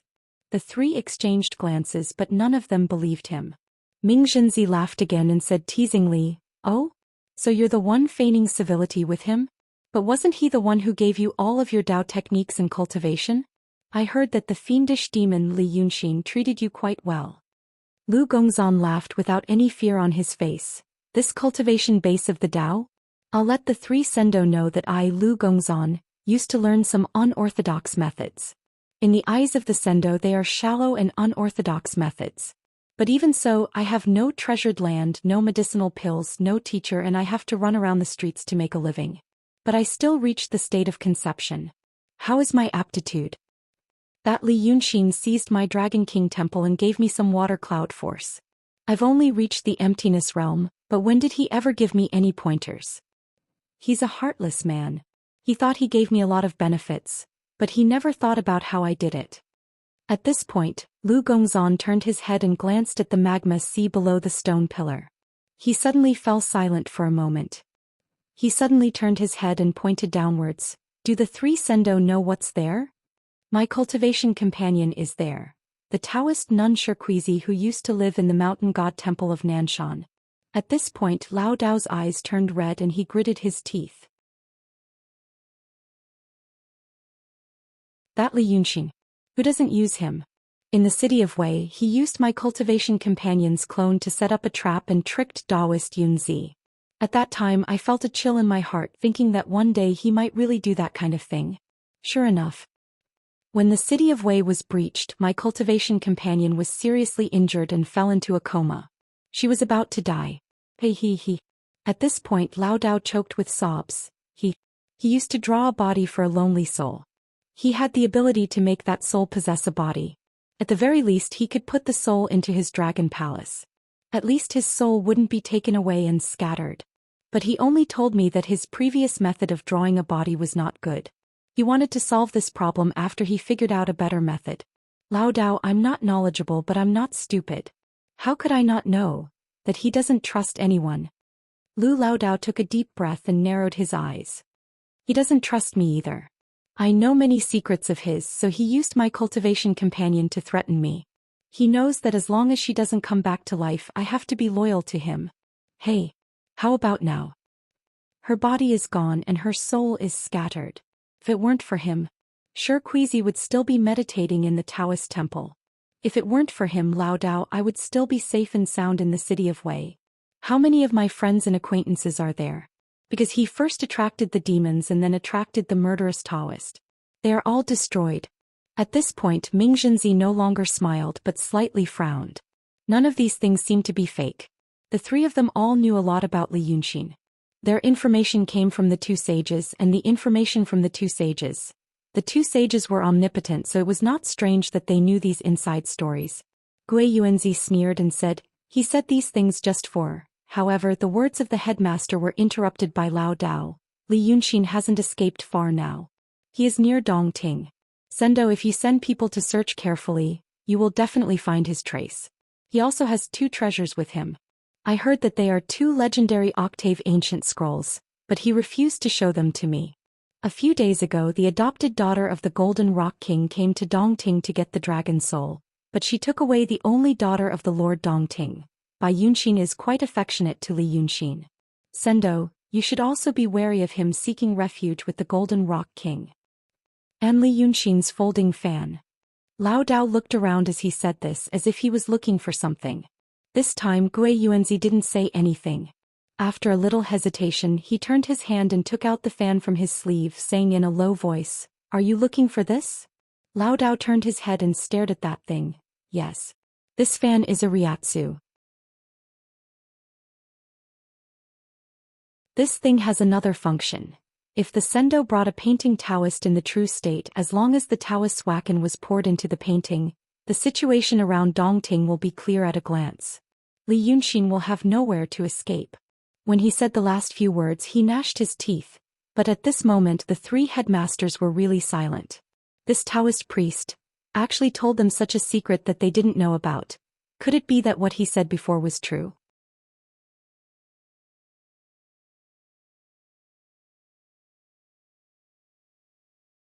Chapter 337. However, they didn't have Daoist painting priest on this trip. There was a true realm Daoist painting priest in the grotto heaven. However, that guy was being watched closely, so how could they invite him? Even so, looking at Lao Dao's actions, they finally had some doubts in their hearts. Lao Dao claimed that he was only staying by Li Yunxin's side to survive. This made sense. He also said that Li Yunxin didn't treat him well and even used his Dao companion to threaten him. This also made sense. In reality, everything he said so far was reasonable. It didn't matter if they believed it or not. And the three sect leaders also knew that words were sometimes the most useless thing to say. For example, Lao Dao had said a lot at this moment. If he was really being coerced and was of no use to them, then what was the point of keeping him alive? If what he said was against his will to save his life, but under such a situation if it was still of some use, then what was the difference from telling the truth? Thus, the three of them exchanged glances. Ming Zhenzi said, "What you said sounds like the truth. In reality it's of no use. Since he can survive the heavenly tribulation, maybe he isn't fated to die. I'll give you a chance." Lao Dao didn't hesitate and said, "The three demon generals under Li Yunxin are currently at Baijin Ferry, 200 miles upstream of the Wei River. The day before yesterday they came to me to report some news. Right now they are recruiting troops for Li Yunxin. If the three Sendo send people to Baijin Ferry, they will definitely be captured in one fell swoop." Ming Zhenzi was slightly stunned and then smiled. "No wonder that demon Li Yunxin thinks highly of you. Now that I look at you, I know that you are a clever person. Talking to you is effortless." 200 miles? Lu Laodao nodded. Ming Zhenzi looked at Gui Yuanzi and Qing Kongzi. Who will go? Qing Kongzi raised an eyebrow. I'll just use my lightning escape to make a trip. Ming Zhenzi nodded. Thank you. Before his voice could fade away, Qing Kongzi's figure suddenly turned into a thin purple lightning and shot straight into the sky. 4 mortals in the secular world, a distance of 200 li could be covered in a few days. However, to Qing Kongzi, it only took him a few breaths' time to transform into purple lightning and escape. Whether Lu Laodao was telling the truth or not, they would know in a quarter of an hour. At that time he could decide his life and death. But it was not even a quarter of an hour. 2 breaths after Qing Kongzi fled, a loud sound suddenly came from the west. A brilliant firework rose high into the sky and exploded. That was the warning signal from the high clear pill cauldron sect's disciple. Ming Zhenzi and Gui Yunzi suddenly turned their heads and stared at Lu Laodao. Qing Kongzi just fled to catch the demon general in his mouth, and Li Yunqin appeared here. This old thing was luring the tiger away from the mountain. The oppressive eyes of the 2 masters in the state of truth made Lu Gongzan's figure shrink, as if it was difficult for him to even breathe. However, he still showed no fear on his face. He just turned his head and looked to the west. In the west was the vast Dongting swamp. The light of the water reached the sky and stretched as far as the eye could see. Right now, these 3 people could see that on the surface of the lake in the west, a body as thick as a middle finger flashed on the surface of the water and quickly dived into the water. However, the surging waves surged in all directions. The disciple on the surface of the lake who gave the warning was like a speck of dust, almost swept into the water by the monstrous waves. Such a long distance. The body was still as thick as a finger. Could be seen how huge that thing was. If it wasn't the real body of Li Yunqin, what else could it be? However, after a glance, Lu Laodao shouted, 2 sendos, don't be fooled. That is not the real body of Li Yunqin or some huge water monster in the lake. How could they listen to his nonsense? Ming Zhenzi and Gui Yuanzi snorted coldly. They rose to the sky and went straight to the place of the warning. The 2 of them flew close to the surface of the lake. The surging airwaves blasted a long trail on the surface of the water, as if there were 2 fast big fish under the water. Ming Zhenzi pinched his fingers and patted the back of his head. Immediately, a green flying sword was spat out from his mouth. This flying sword grew with the wind, emitting a brilliant light that couldn't be looked at directly. It was like a small sun appeared on the surface of the lake out of nowhere. It made the sky dim. As soon as Ming Zhenzi released his flying sword, Gui Yuanzi beside him raised his hand and shot a soybean-sized, black pellet at the place where the dragon just appeared. Then they saw a strange scene on the lake. It was a soybean-sized pellet, but even the splashing water was much bigger than it.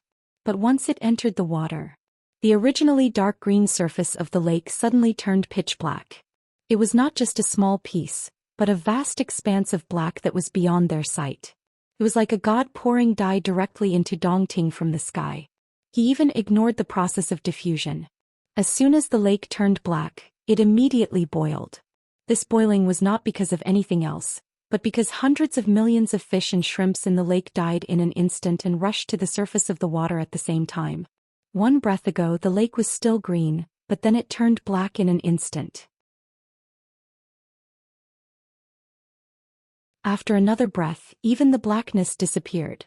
The dense corpses of fish and shrimps piled up layer after layer on the surface of the water in an instant. In the end, Dongting Lake disappeared as far as the eye could see. There was only a land formed by the corpses of fish and shrimps with an amazing stench. Then a furious roar suddenly erupted from beneath the continent. This roar was like thunder and also like the howl of a bull. Was it not a dragon roar? The corpses of fish and shrimps where the roar came from surged. It seemed that there was a giant beast struggling in the water in pain. Ming Zhenzi looked away and shouted, "Go!" Boom, boom, boom, boom. A series of huge cone-shaped clouds exploded in front of them. The dazzling flying sword shot into the water like a bright electric light. Hundreds of millions of tons of poisonous water and rotten corpses were blasted into the sky by the power of this sword. A flower of death that could be recognized by the naked eye from hundreds of miles away bloomed in Dongting Lake. Just this blow, Dongting, which was hundreds of meters deep, was blasted to the bottom. A huge pit was blasted in the lake for a short time, and the lake water on the four walls didn't even have time to pour down to fill it. So at the bottom of the pit a huge dragon body was nailed into the mud by Ming Zhenzi's flying sword.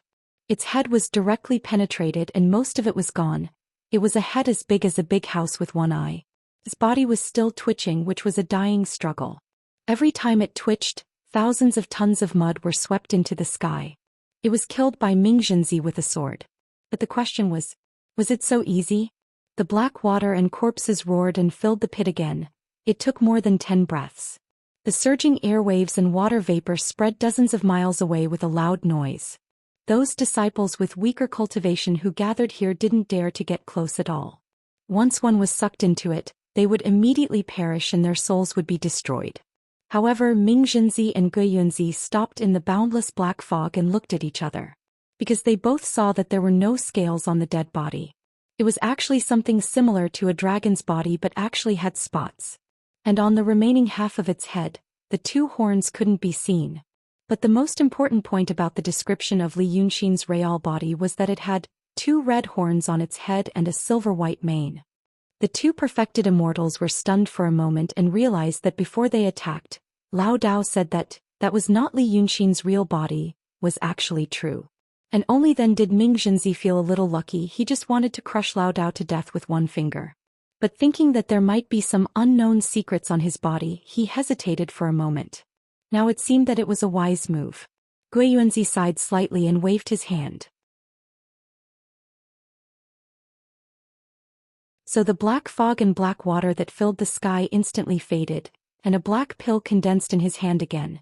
Just like when it spread out, there was no process. I don't know where this water monster came from. Gui Yunzi put the pill in his palm and said, "We can only look at the disciples who are searching around nearby." Halfway through his sentence he suddenly paused and furrowed his eyebrows. They had originally left the magic treasure that carried the disciples who couldn't fly in the sky above the stone pillar. And at this moment, the ones who rushed to Dongting Lake with them were the disciples with higher cultivation levels. These magic treasures were all treasures that they had refined with their natal fire, so they had a natural connection with their masters. Although they were dozens of miles away, they could still control them as if they were their own arms, and their thoughts were not slow at all. But at this moment the 2 suddenly felt that the magic treasure was actually under a strong and fierce attack. Li Yunxin. The 2 masters shouted this name at the same time. Without any hesitation they turned around and rushed toward Mount June again. But the power of Ming Zhenzi's overbearing attack was really too great. The surging water mist covered the square garden for several miles. When the 2 finally broke through the thick fog and arrived high in the sky, they found that there were dozens of disciples who had flown in from all directions, but not a single one of them was left. Some of the magic treasures that flew in the sky were given to these disciples by them. The disciples' cultivation levels weren't high enough, so they hadn't completely refined it. Therefore, once the user died, the magic treasure would wander around for a while like a loyal dog that had lost its master. Since the High Heaven Sword sect cultivated the sword Dao, most of the magic treasures they used were flying swords. Before this trip, Ming Zhenzi specially gave 5 of his outstanding disciples 5 water-repelling light-splitting swords. At this moment he took a closer look. The 5 flying swords were still leisurely spinning in the air. And on each flying sword, half of their bodies were standing straight. When they saw it, they spat out blood and fell down from the clouds. This meant that these disciples had actually been killed by Li Yunxin in an instant 2 breaths ago, right next to the 2 sect masters. Her methods were swift and vicious, and she didn't even stop. She didn't even put away her magic treasures. Li Yunxin. Ming Zhenzi shouted again. But the last time he shouted this name it was because he was shocked. But this time he shouted this name it was because he was shocked and angry. The disciples who cultivated to the state of the transcendent were not cabbages in the vegetable garden. Now that the sect's disciples who were at the state of the transcendent were almost all killed in a single encounter, how could he not be shocked and angry? There was nothing more to say. The 2 supreme leaders pounced ferociously towards the bright red Mount June in the distance with hatred in their hearts. They broke through the air as they made the magic gesture to retrieve their magic weapons. The disciples in the place of the outer fringe were all dead. If those disciples who were left on Mount June were to die as well, then they would truly be alone. But who would have thought? that Li Yunqin was obviously seriously injured and should have only wanted to escape. But now he actually had the guts to come back. This demon was simply a lunatic. But when they made the hand signs, their hearts sank again. They didn't listen to their orders anymore. This meant that their magic treasures were seriously injured. The flow of spiritual energy was not very smooth. But that Li Yunqin clearly just arrived at Mount Jun. What did he use to destroy these two treasures? At this time the two were already close to Mount Jun. They could see the appearance of the bright red mountain peak clearly. Sure enough, there was a powerful fiend celestial shrouded in faint golden mist fighting with dozens of disciples who were controlling magic treasures to dodge left and right. And this demon god had a pair of blood-red antlers on his head that rose to the sky, snow-white mane on his neck stood up, and his body was covered with pale green scales. Who else could it be but that way River Dragon King Li Yunqin? With just a glance, the disciples on the magic treasures fell down one after another like dumplings. Once they fell into the sea of lava, they didn't even leave a wisp of smoke, immediately disappearing without a trace. Looking at that Li Yunqin again, he held a golden treasure in his hand which looked like a small sword but also like a dagger. He used the demon energy on his body to force out an ordinary aura. Without the slightest bit of reason or technique, he just blindly slashed at the two magic treasures, one sword and the other magic treasures. The moment the black light that the disciples barely managed to activate came into contact with the sword aura he forced out, it was immediately smashed. Then, it fiercely hit the three magic treasures, causing another wave of heart-wrenching buzzing sound. Ming Zhenzi was so anxious that his eyes turned red. He shouted from afar, "Evil creature, don't run, eat my sword." He spat out his dazzling flying sword.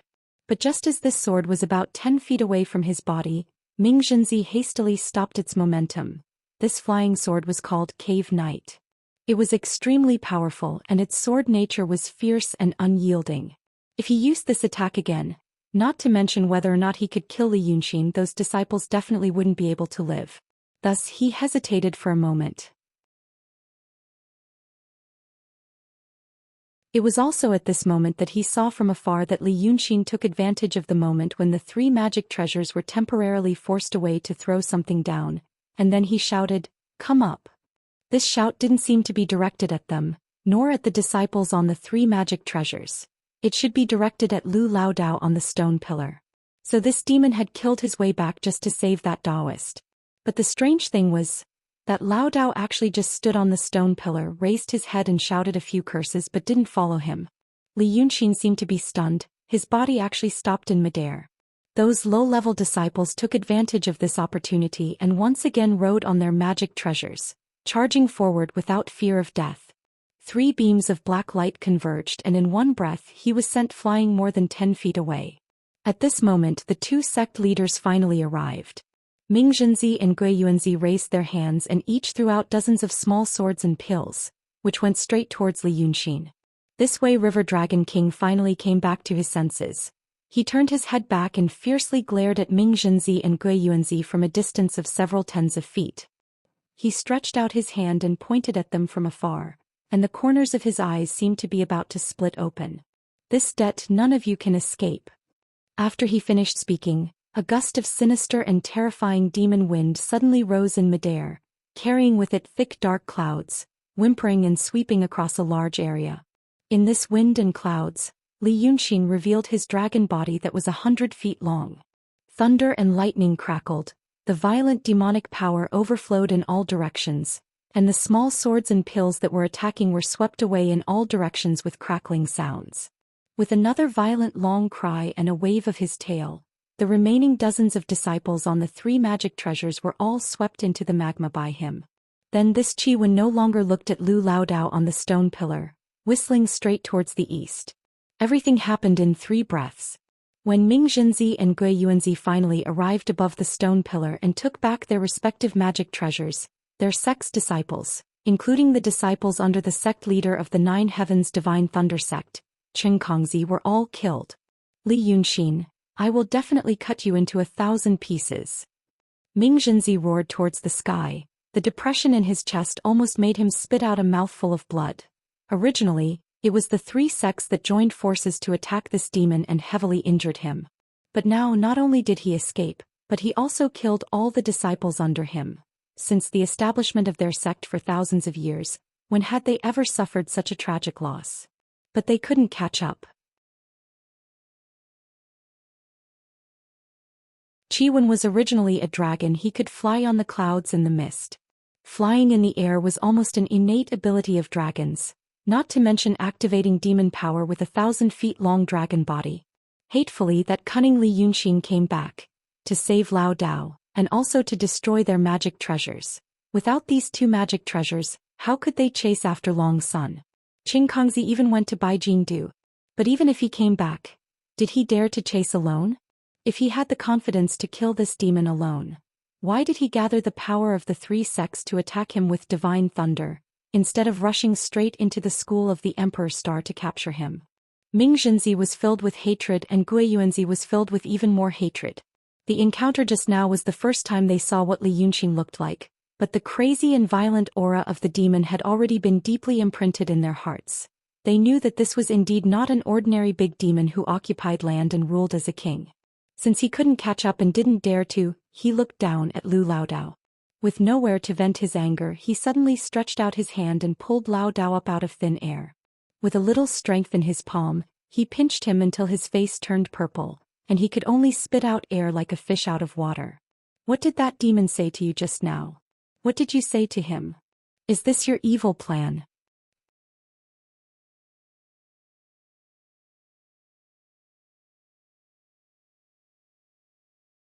Chapter 338. Lao Dao's neck is in his palm.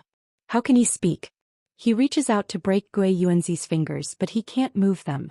Seeing him struggling for a while, his face has turned purple, and his movements are getting weaker and weaker. Ming Zhenzi, who is looking at him coldly, says, "Let him go first. Listen to what he has to say."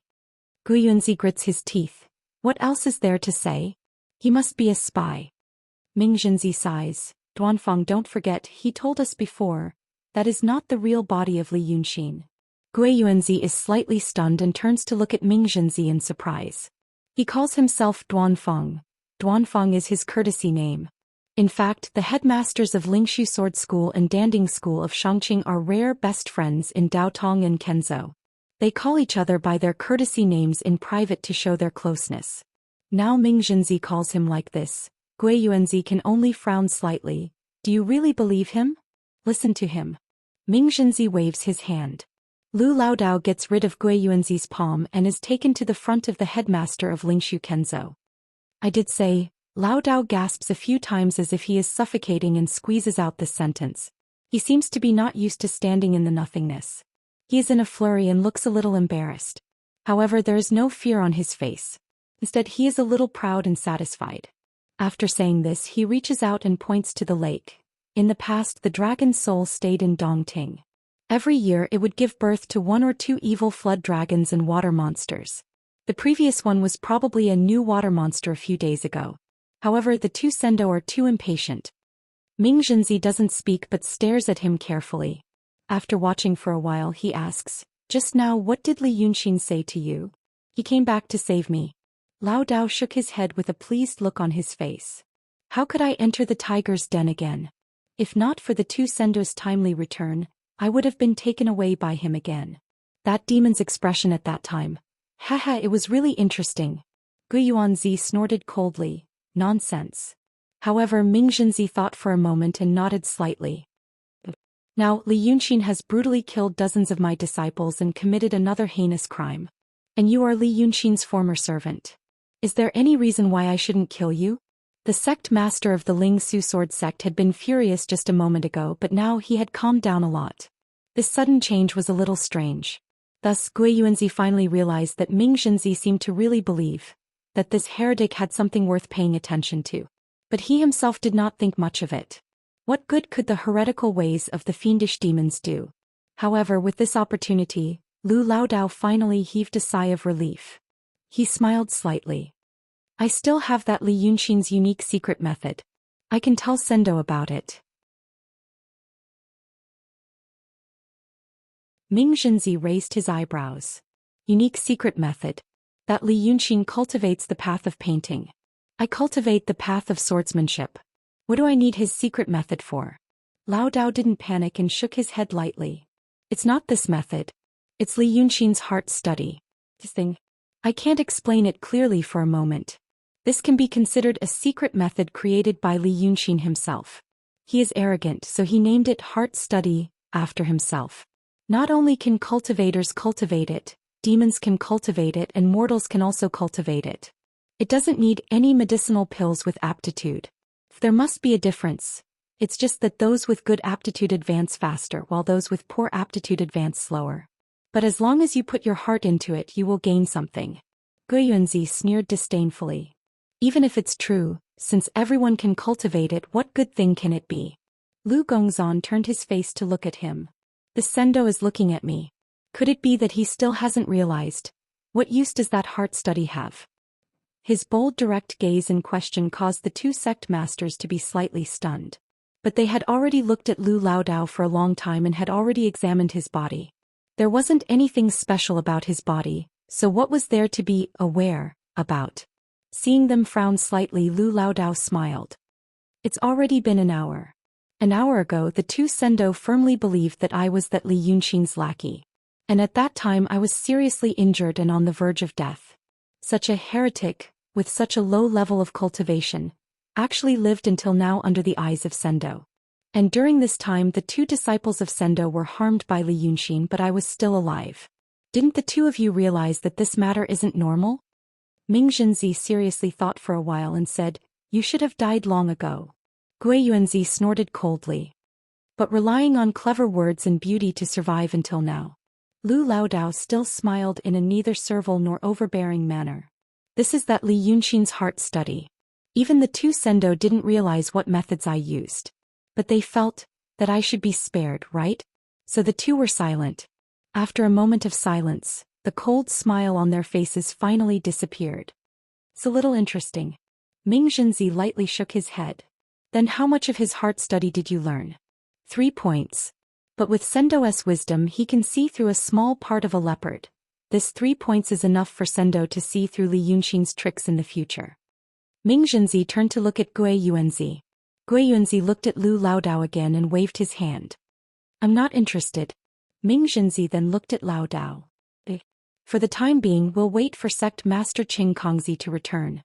If we really capture the demons under Li Yunxin as you said, you can follow me back to Yunshan.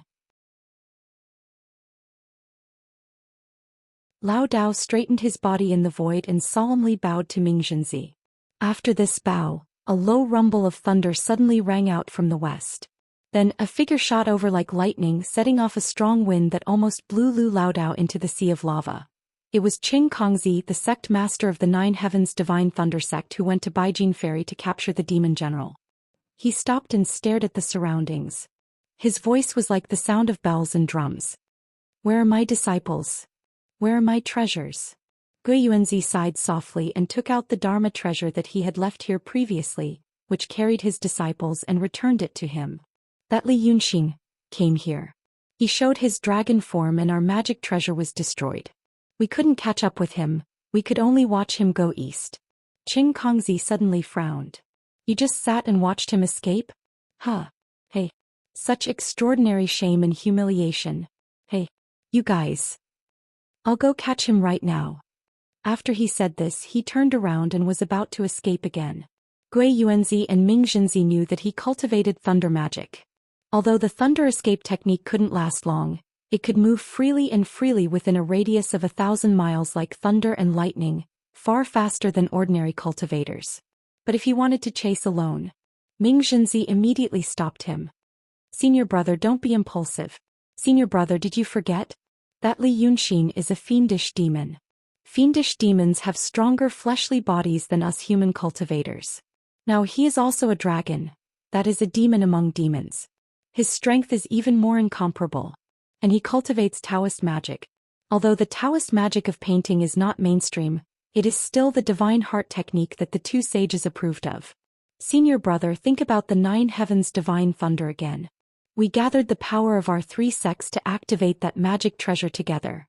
That demon actually used his magic treasure and body to resist it. This kind of strength. Although he is in the true realm, senior brother, if you go alone, I'm afraid you will be in danger. Don't let your guard down against 100-year-old Tao fruit. It would have been better if he didn't say this. Now that Qing Kongzi heard this, he was even more furious. Demon. Why are the two of you so afraid? Gui Yuanzi sighed. The disciples of the two of us previously fought with that Li Yunxin. Bah. Qing Kongzi had already turned hostile due to anger. Without saying anything more, he rode on lightning and disappeared into the horizon with a hum. But after Qing Kongzi escaped, these two sect masters actually didn't move.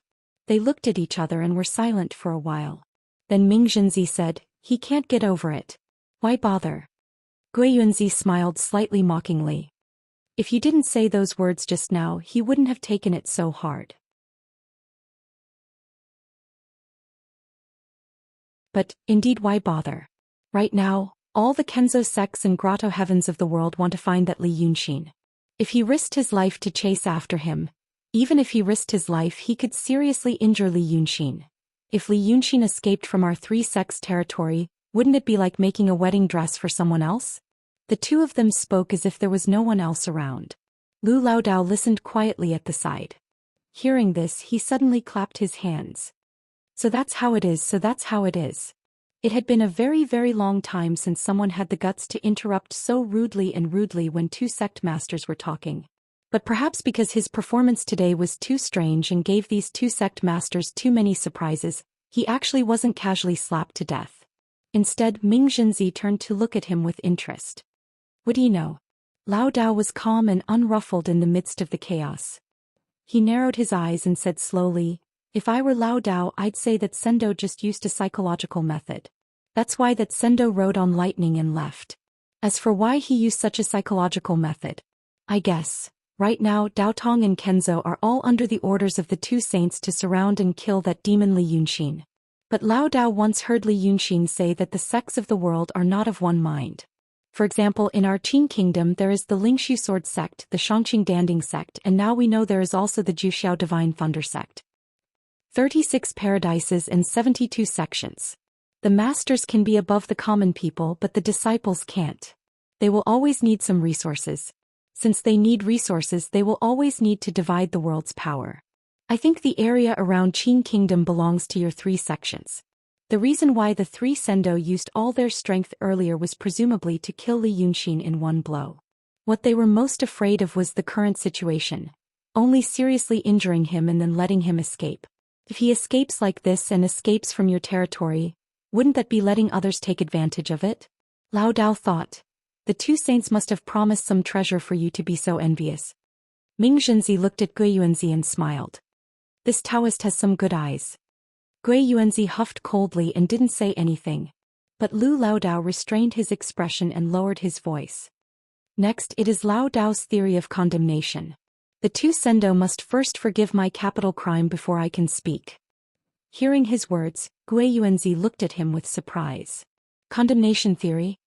He thought again. Forgive your crime. Let's hear it. Lu Laodao took a deep breath. Dao Tong and Kenzo's practice is about abandoning emotions and abandoning desires. But the two Sendo call each other by their characters. Presumably their friendship is not shallow. So they plan to use the Zhou Xian divine thunder sect's magic treasure to take down Li Yunxin in one blow with the force of lightning, but they failed. Not only did they fail, but they also suffered heavy losses. Lao Dao, I don't know to what extent the internal strife within the seemingly harmonious Dao Tong and Kenzo has reached, but I know it is certainly not a good thing. Since they lost and knew they couldn't get Li Yunxin, then they had to find some advantages from other places. Then, perhaps this Sendo knew that the person they were chasing just now had a fiery temper, so he purposely said those words. Once they ran into Li Yunxin and the two sides started to fight. If Li Yunxin killed him, the Qing kingdom, which originally belonged to three factions, could now be taken in by two factions? Even if the Zhou Xian divine thunder sect had a new sect leader, they didn't have any disciples. It would be extremely difficult to have the two of you spit out what you ate. Lao Dao, am I speaking the truth? Ming Zhenzi and Gui Yuanzi met each other's eyes. Then Ming Zhenzi smiled. You also deduced these things from your studies of the mind? Lu Laodao also smiled. It is nothing more than a strange and obscene skill. But have the two of you Sendo never thought of other things? Other things. For example, being more proactive. Lu Laodao lowered his voice again. There are only 3 left. No one saw it. If that Li Yunqin only heavily injured that sect leader. Why don't the 2 of you take the opportunity? Ming Zhenzi furrowed his brows abruptly. How dare you? Laodao immediately stopped and spread his hands innocently. Sendo, forgive me. Sendo had previously promised to forgive my sins.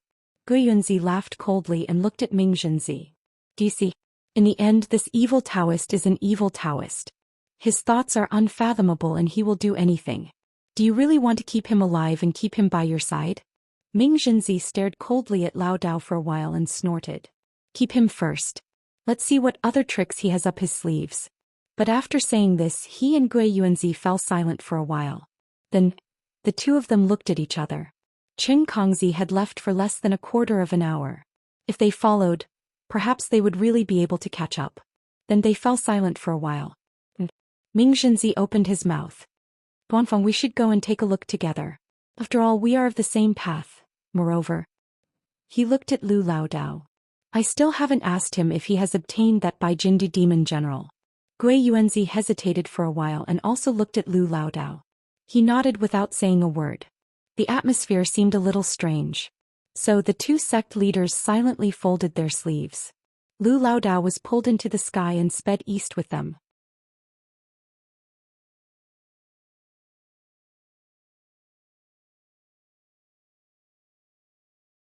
Chapter 339. Qing Kongzi, full of anger, chases Li Yunqin with the method of thunder escape. There is no chance for him to catch up with him. This is not a journey for mortals. There are only one or several shortcuts. Dongting is surrounded by boundless wild forests. The towering ancient trees are lush. Besides, Li Yunqin can walk in the sky or in the water. He can even hide in the forest. It is not easy to find him.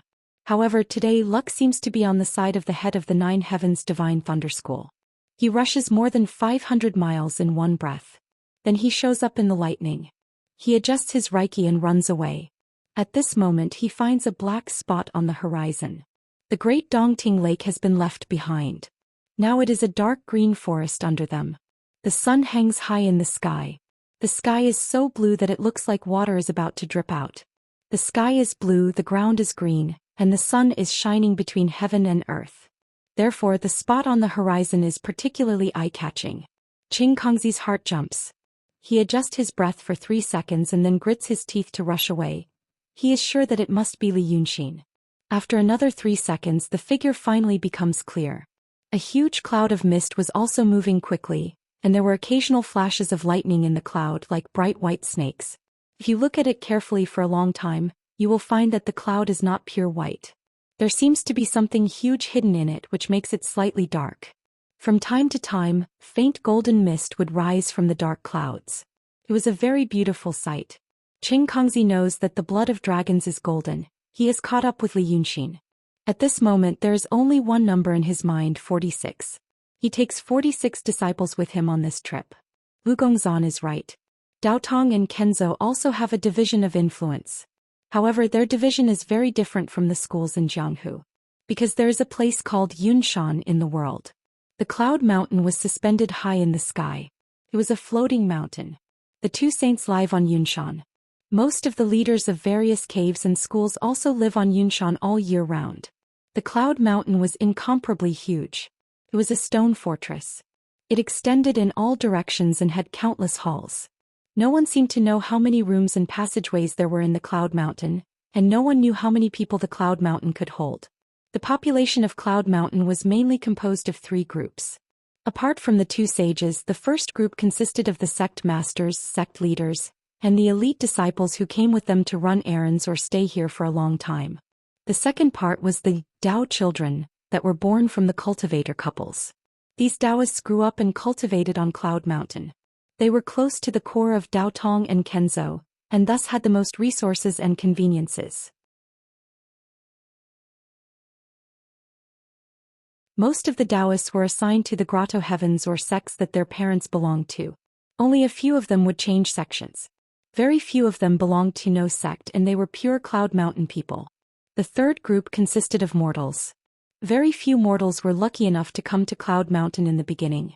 In fact, it was hard to say if they were lucky or unlucky, because if they could not cultivate they could only stay on Cloud Mountain and serve the immortals for the rest of their lives. Immortals lived long lives and aged slowly. On the other hand, these mortals were like weeds, their time passing by quickly. However, the Great Way was heartless. Who would care about their feelings? In fact, as these mortals slowly multiplied, their numbers became the largest. However, almost no one in the world knew of their existence. The cultivators would not even mention it. It seemed that in the eyes of many cultivators, the existence of mortals on Cloud Mountain, to a certain extent, tarnished the glory of the Xian men. When the Daoists of Cloud Mountain reached the perfect state, they were faced with a choice.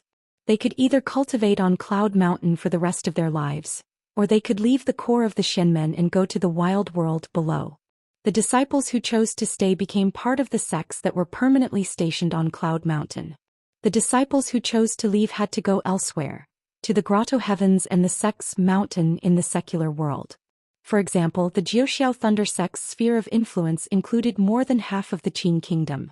Its mountain in the secular world was in the warm south of the Qin kingdom, about 1,000 miles away from Dongting. However, there was a long and towering cloud mountain range between the two. Thus, in the eyes of mortals, the distance was considered far. In the secular world, some knowledgeable and insightful people knew about the celestial mountains and blessed lands, referred to this kind of place. This time, Qing Kongzi of the Zhou Thunder sect had brought 46 disciples from the secular mountain of the Zhou Thunder sect located in the Crimson Cloud Mountain, 1,000 miles away. Although these disciples were cultivators raised in the wild world, to Qing Kongzi, they were closer to him than the Daoists who were permanently stationed on Cloud Mountain. He had to stay on Cloud Mountain for 5 or 6 months a year. Firstly, he served and protected the two sages in Cloud Mountain in name. Secondly, the closer he was to the two sages, the more likely he was to get good stuff. In history, it was not as if there had never been a precedent of a sage suddenly passing on some kind of mysterious divine ability to a cultivator by his side.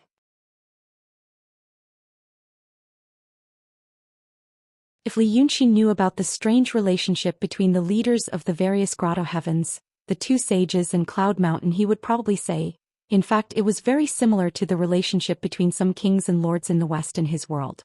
The lords all had fiefdoms under their names. However, the lords might not always stay in their fiefdoms. Instead, they would gather in the capital or the king's castle. The nobles, on the other hand, would send their children to the palace to serve the king. To a certain extent, this was also very similar to the Daoists of Cloud Mountain. Therefore, in Qing Kongzi's opinion, the disciples of the Zhou Thunder sect who stayed on Cloud Mountain, they were all people who didn't experience much in the world. They only knew how to cultivate and were spoiled since childhood. Their parents might be former cultivators of their own sect, or disciples of other sections. The relationship between them was complicated. Compared to the cultivators in the secular mountain, almost all of them were treasures that couldn't be touched. What about the disciples in Crimson Cloud Mountain? Most of them were people from the secular world who obtained immortal fate, and were brought into the sect by him or his disciples to cultivate. They knew how to respect others, how to be grateful, and how to be loyal to himself. Now these 46 cultivators were all killed by Li Yunqi. To Qing Kongzi this was equivalent to cutting off his arms. How could he not hate this? Therefore, as soon as he got closer, he raised his hand and once again took out his treasure, the Zhou Thunder. He shouted, "Demon, where are you going?" As soon as he shouted, the small dark cloud in his hand also increased in size, and actually became as big as his body. In an instant, several electric arcs hissed and struck straight at the cloud in front where Li Yunqi was hiding. Originally, he was prepared to have another hard fight. Who knew that just these several electric arcs would be able to disperse the mountain-like cloud? The thick fog suddenly surged and the entire sky was shrouded by a hazy mist. And the huge figure that was hiding in the cloud disappeared in an instant. Qing Kongzi knew that Li Yunqi must have transformed into a human or a demon, and was hiding in the fog in an attempt to escape. How could he give his opponent this opportunity? He activated the spiritual power in his palm, and the magic treasure, the Zhou Thunder, increased in size again, turning into a ring-shaped dark cloud that surrounded him. Then hundreds of purple electric arcs exploded in all directions with a rumble. The air was filled with thick mist, and this mist helped the electric power. The electric arcs instantly weaved into an electric net, and the electric net extended even further.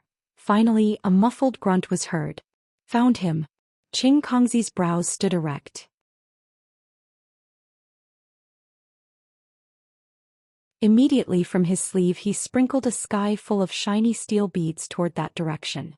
The steel balls tore a path in the fog like a storm and then exploded with a rumble. Loud noises reverberated in the air. Even those towering ancient trees hundreds of meters below were destroyed by the blast from the sky. Not to mention the clouds in the sky. In an instant they were completely driven away. Finally, that Li Yunqing was revealed. Qing Kongzi's previous thunderous attack seemed to have succeeded. Or maybe he was injured by the thunderstorm on Mount Jun. Li Yunqing revealed his god-devil form.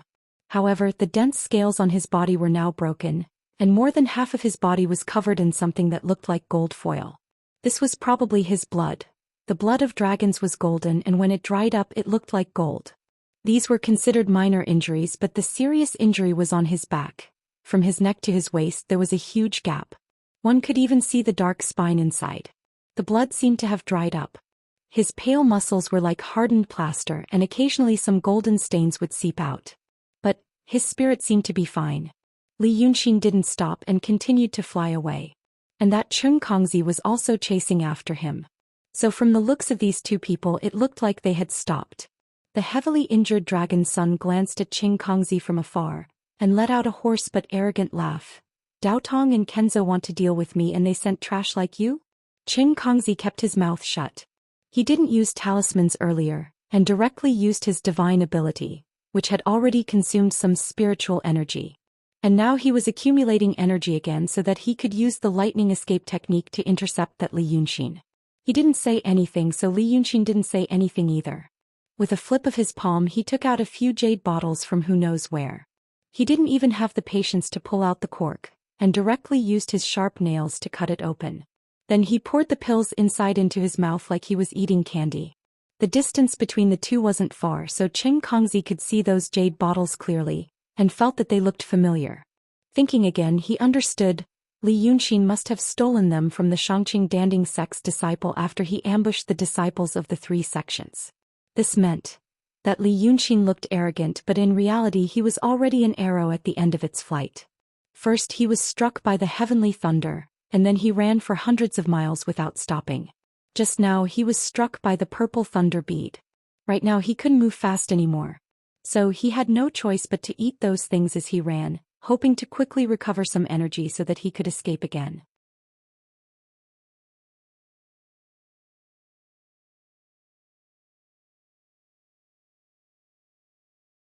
Chapter 340.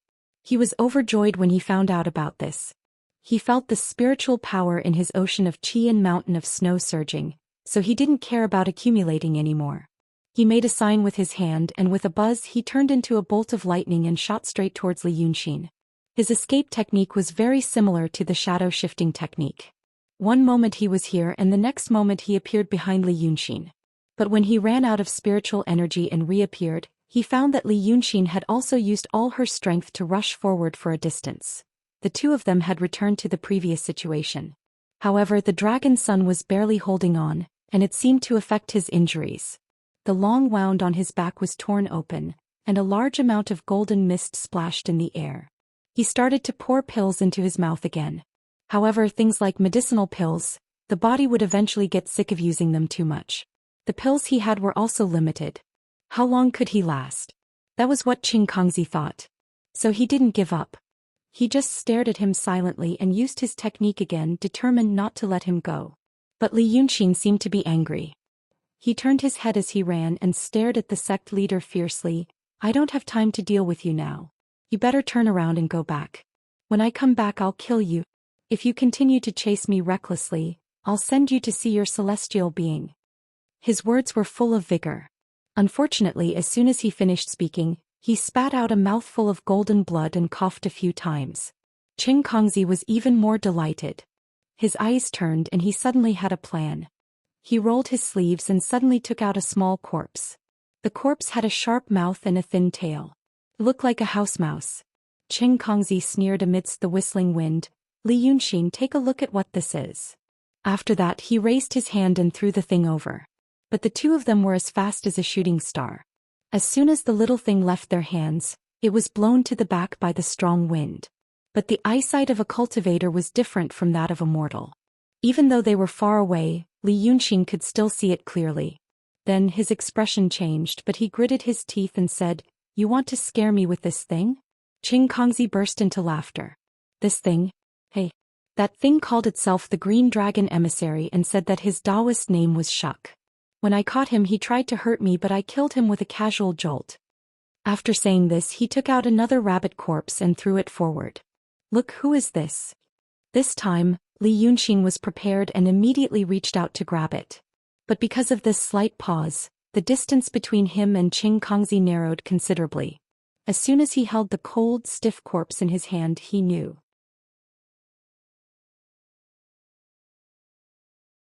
Although he had returned to his original form after death, there was still some demonic power left in his body. If it wasn't the demonic power cultivated by his water cloud force, what else could it be? Qing Kongzi saw Li Yunqing's countenance turned greenish-gray in a split second. He laughed aloud in delight. "Do you understand now? You scoundrel, at this moment you only know how to run away in panic. Those demon generals under your command were all killed by me. But one escaped. After I catch you, I'll catch that one too and sacrifice it to my 46 disciples." Before he finished speaking, he suddenly heard a thunderous roar exploding in front of him. "You're courting death." This voice was like thunder, really like thunder. The roiling wave of air pressed down with a bang, and it instantly blew Qing Kongzi to the point his figure froze and was almost blasted flying back. At that moment he was greatly alarmed. He thought that Li Yunqing was going to take the opportunity to escape again, but he didn't expect. The next moment, the fiendish demon opened its bloody mouth full of sharp fangs, turned around and charged straight at him. He had already mustered all his strength to chase after it. Who would have thought that Li Yunqing really had the guts to come back? There was a distance of a few hundred feet between the two, but with their speed, the few hundred feet was nothing more than the distance between their hands and feet. With a loud bang, Li Yunqing's ferocious demonic body that was surrounded by clouds and mist and golden blood crashed right into Qing Kongzi. In just a split second there was a burst of lightning. That purple, blue, white. It was already unclear whether it was the dragons of the Nine Heavens thunderfire that Li Yunqing unleashed, or the Nine Heavens godly thunder that was unleashed by Qing Kongzi's protective magic treasure. The intertwined lightning was like an exploding fire pill. In just a breath's time, it had swept across the heaven and earth within a radius of dozens of miles. The dense forest on the ground, the towering ancient trees, everything was turned into black charcoal in an instant.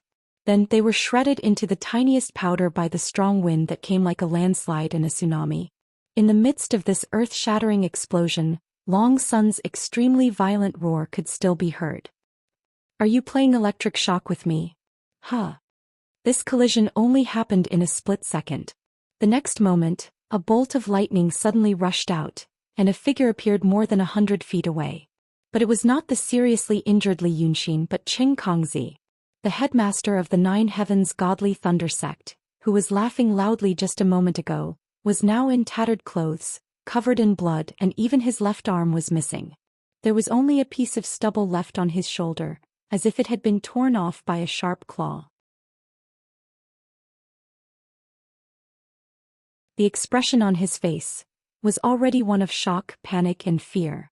That Li Yunqing actually dared to come back, and that seriously injured body was still so strong. However, the next moment, a body that looked like it was cast from steel suddenly pounced straight down from the sky full of lightning. With one blow, it blasted Qing Kongzi into the already charred forest below. There was another indescribable loud noise. The high-speed fall and the high temperature caused by the collision ignited the already charred and torn forest. A huge fireball rose from the ground and a huge amount of sand and stones were lifted into the sky like a huge wave. The rolling shock wave violently and brutally destroyed the dense forest within a radius of hundreds of miles. A terrible mushroom cloud that was hundreds of meters high soared into the sky. And in the center of this terrible explosion, in the distorted air and then burned out, Li Yunqing's demonic body was pressing Qing Kongzi into a huge deep pit on the ground. Like a beast, he grabbed one of Qing Kongzi's arms and brutally tore it off. "Do you like to chase?" His voice was out of tune. It no longer sounded like a human voice, but more like the violent roar of a beast. His face was extremely distorted in the fire, as if he was a terrible demon god that appeared from the 9 levels of hell.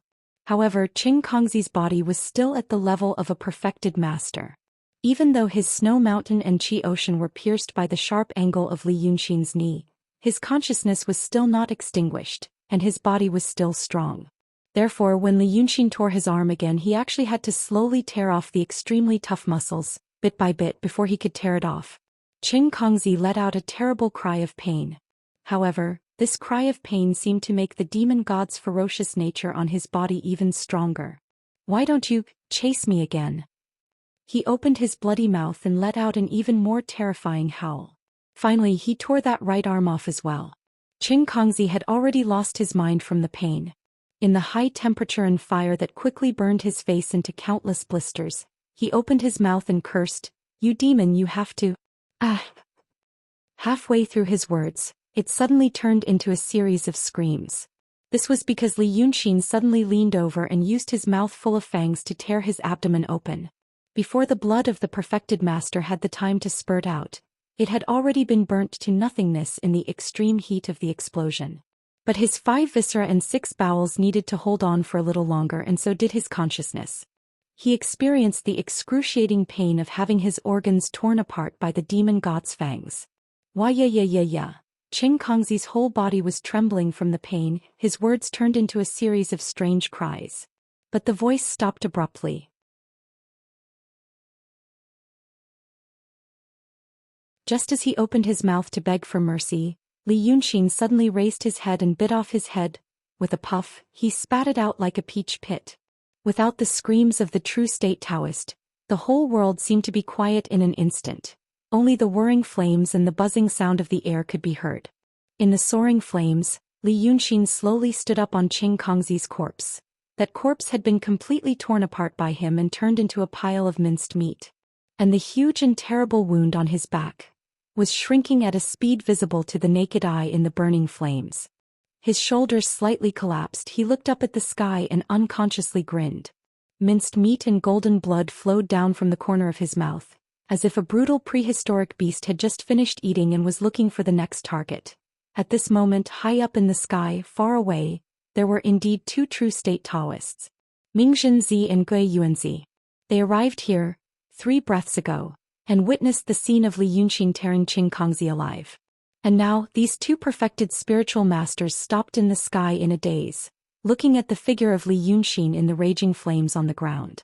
They only felt a terrible chill rising from their tailbones, climbing all the way to the Baihui point on the top of their heads.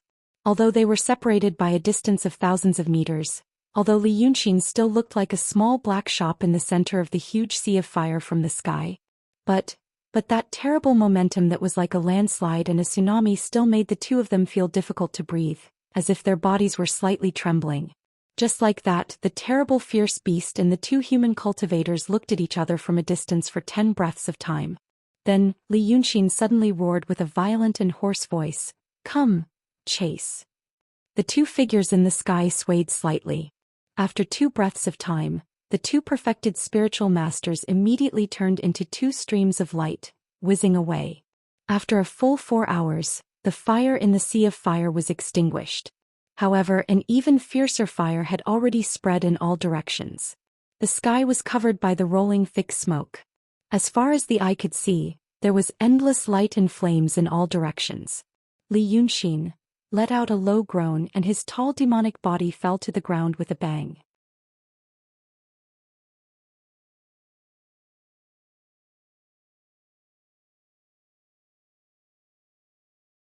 Chapter 341. Gui Yuanzi and Mingzhenzi ran for more than 400 miles before they dared to stop. In fact, the 2 perfected masters had never let their guard down against Li Yunxin. They were the ones who started the thunderbolt attack on Li Yunxin with the combined forces of the 3 sections. But the problem was that they didn't expect him to be so fierce. In the past, Li Yunxin used schemes, but they were just schemes after all. They were afraid of Li Yunxin's schemes and the traps he might set up.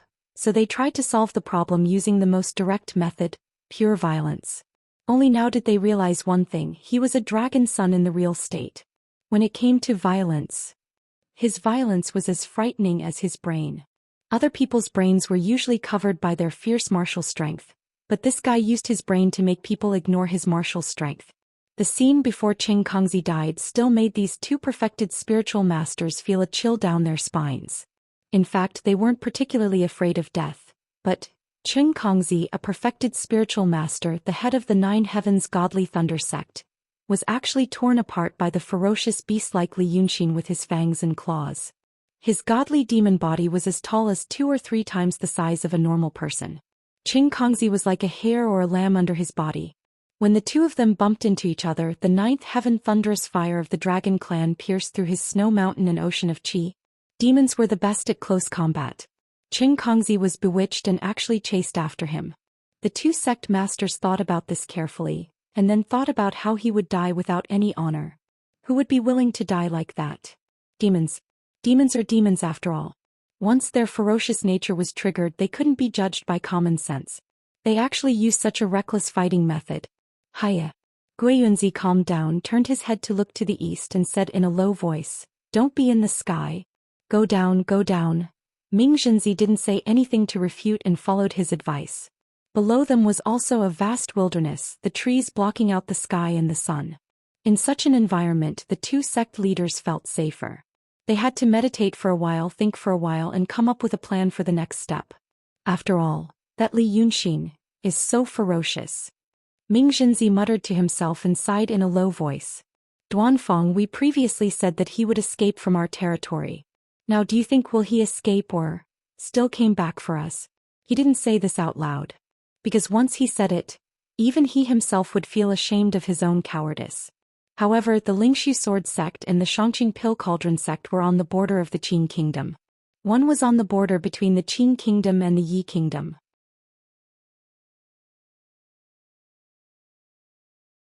To cultivators and great fiendish demons, it was actually not considered far. He is already heavily injured, right?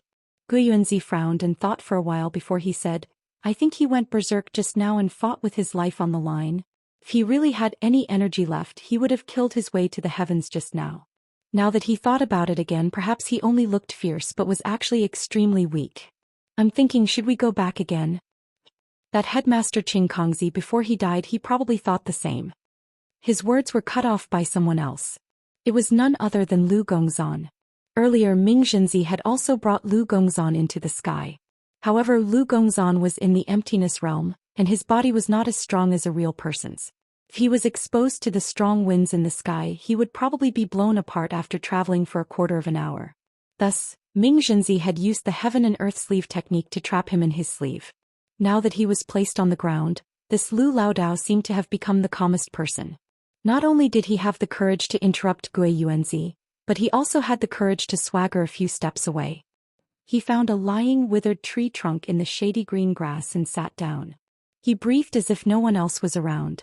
It seemed that the fact that his old master Li Yunxin had torn Qing Kongzi apart alive made him a lot stronger. He was no longer in a sorry state like before. Guiyunzi suddenly turned his head and glared at him. The black hair behind his head spread out, making him look like an angry lion. When facing this Lao Dao, his nervousness and worry were all gone. His imposing manner flourished again. Good, you evil Taoist. Are you getting arrogant again? Aren't you afraid that we'll find your demon master and kill him? I think we can't let you live. Let's kill you here. After he finished speaking, he strode over and raised his hand, ready to strike at the top of Lu Gongzan's head. However, Lu Laodao was not in a hurry. He didn't even dodge. He stared at Guiyunzi and a mocking smile appeared on his face. Sect leader, forget it. It's already this time. Laodao, I didn't ask you guys to go because I was afraid that you guys would die of stupidity. You won't really kill me, so there's no need to embarrass everyone. Guiyunzi's palm wind had already pressed down on the top of Lu Gongzan's head. However, at this moment he was really stopped by Ming Zhenzi. Duanfeng, I still have something to ask him. Thus, this sect leader of the Xianxia Pill Cauldron sect's face became extremely ugly. Naturally, he didn't really want to kill Lu Gongzan. Otherwise, just raising his hand would be enough. There was no need for him to walk like a dragon or a tiger. Ming Zhenzi gave him a way out of this embarrassing situation. His face turned red and he stared at Lu Gongzan for a few more times.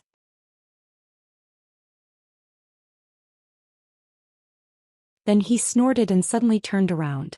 Lu Laodao smiled. Sect leader Ming Zhenzi, do you know where your problem is? Ming Zhenzi frowned and took a few deep breaths. He also slowly calmed his emotions. Then he narrowed his eyes and said, Problem? Tell me. If you hit the nail on the head, then I wouldn't have spared your life in vain. Old Taoist Lu shook his head slightly and sighed softly, to say something damned. Sect leaders, in front of that Li Yunqing you guys are really like children. Gui Yuanzi wanted to glare again, but Ming Zhenzi raised his hand to stop him. Lao Dao then continued, I've seen Ling Kongzi before and I've also seen Yunzi. That fairy Ling Kong. When I first saw her, her aura was terrifying as if she was a celestial fairy. Looking at her, I only felt that she was unfathomable. Her words and actions were also confusing, and I only thought that it was the methods of celestials. But later now when I think about what that fairy Ling Kong did, I understand. The reason why she is unfathomable and unfathomable is because her thoughts are too pure. Pure like a child's. But she also has great power. This is power and wealth that people in the secular world revere. When a person has power and wealth, then no matter how stupid or simple they are, others will also guess that she definitely wouldn't do such a stupid thing. There must be a deep meaning behind it. But in reality, if one can see through it, then power is useless. Li Yunqing can see through this point. That's why Fairy Ling Kong was played in the palm of his hand, and only understood when she died. Lu Gongzan sighed again and looked left and right. Seeing a thin and long wild ginger, he stretched out his hand and plucked off the red and green stems and leaves, putting it in his mouth to chew. As for that Yunzi, Lao Dao, I also have to admit that his schemes surpass others. Unfortunately, he's still a bit lacking compared to Li Yunqing. He and the two of you, and even Ling Kongzi all made a mistake. They felt that Li Yunqing is a teenager and what kind of knowledge could he have? Unfortunately, that Li Yunqing is a natural devil. Although he's only a teenager, who knows where he got his experience. Anyone who treats him as a child or a teenager will die a horrible death. I know that the three Sendo don't think they're stupid. When Lu Laodao said this, he paused slightly and spat out the wild ginger in his mouth. He suddenly laughed. Hee. But for me, Laodao, among cultivators the three Sendo are probably not stupid. But among the secular people, hearing this, Ming Zhenzi's brows gradually relaxed. He calmly pondered for a while, then said, Continue. This seat will pardon you. Lu Gongzan cupped his hands at him loosely, but his tone was resolute and decisive. But among the secular people, the three of you and even the cultivators of Daotong and Kenzo can be regarded as stupid.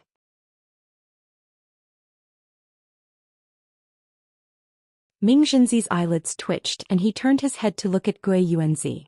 Gui Yuanzi's face was ashen, but he didn't say anything. He only snorted. Lu Gongzan continued as if there was no one else around. This isn't your fault.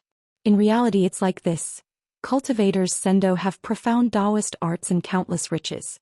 There are many things that you've never cared about, but to us, the secular people, actually require a lot of brain power to do. For example, when I Lao Dao was poor, how much brain power did I use in order to seek food and clothing? I had to think about whether to go out and sell paintings the next day in the day or at night. Should I go to the south of the city or the north of the city? The Lin family of the south of the city lost their youngest son, and they were holding a funeral. That Lin family's master was a stingy person. If I went to his place, would he kick me out because he was in a bad mood, or would he show some mercy because of the pain of losing his son, and instead buy all of my paintings to guard his house? I sell a pot of wine and think about how much money I have in my pocket. Can I borrow a few large sums of money from that Munenju? After borrowing that large sum of money, and seeing that it's almost the end of the year, can I say a few small words, and take advantage of that shopkeeper's good mood to use a painting to guard his house to make up for it? Because of all these, we poor people in the secular world always have endless worries in our hearts. Every step we take, trouble follows us. Those rich people also laugh at us, saying that we only know how to scheme for these things every day, that we're not magnanimous and that we can't do great things. But those rich people and even the Sendo find it very difficult to understand that people like us, just to survive, we have exhausted our blood and sweat. If we're magnanimous, if we don't scheme, I'm afraid we won't even be able to survive. In the past, if we put our mind to this, we would indeed become shrewd people in the marketplace.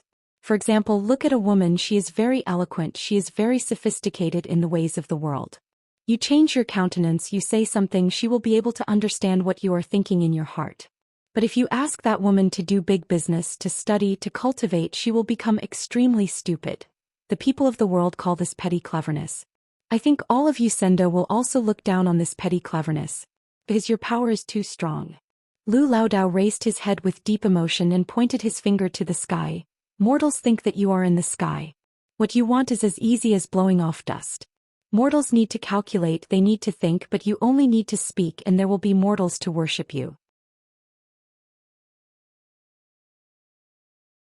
As the saying goes, one strong person can defeat 10 skilled people. Your power can disregard any schemes of the mortals. But now, there is such an anomaly like Li Yunxin. His petty cleverness can be considered top-notch among the mortals. But he still possesses the same formidable power as all of you Sendo. With these two combined, two Sendo in front of him, are you considered stupid?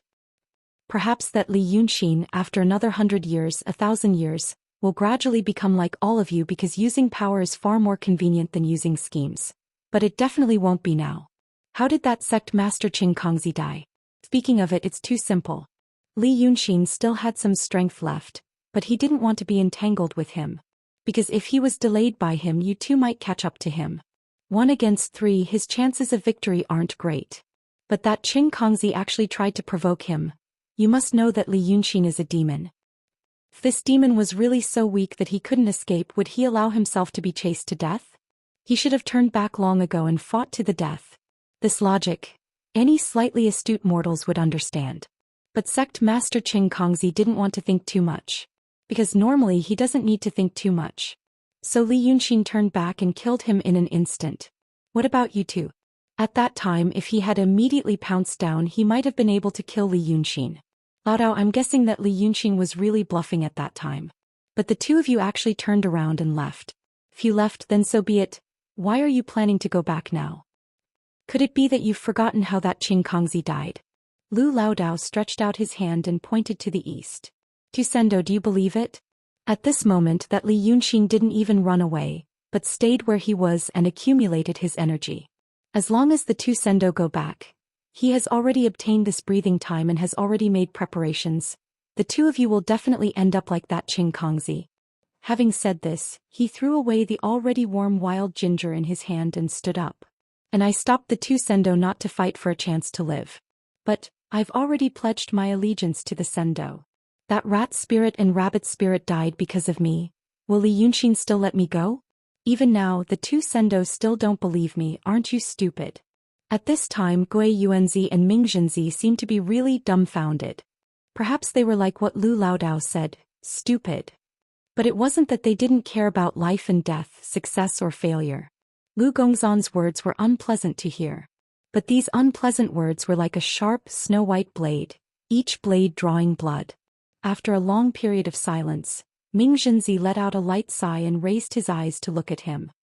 I won't pursue what you said for the time being.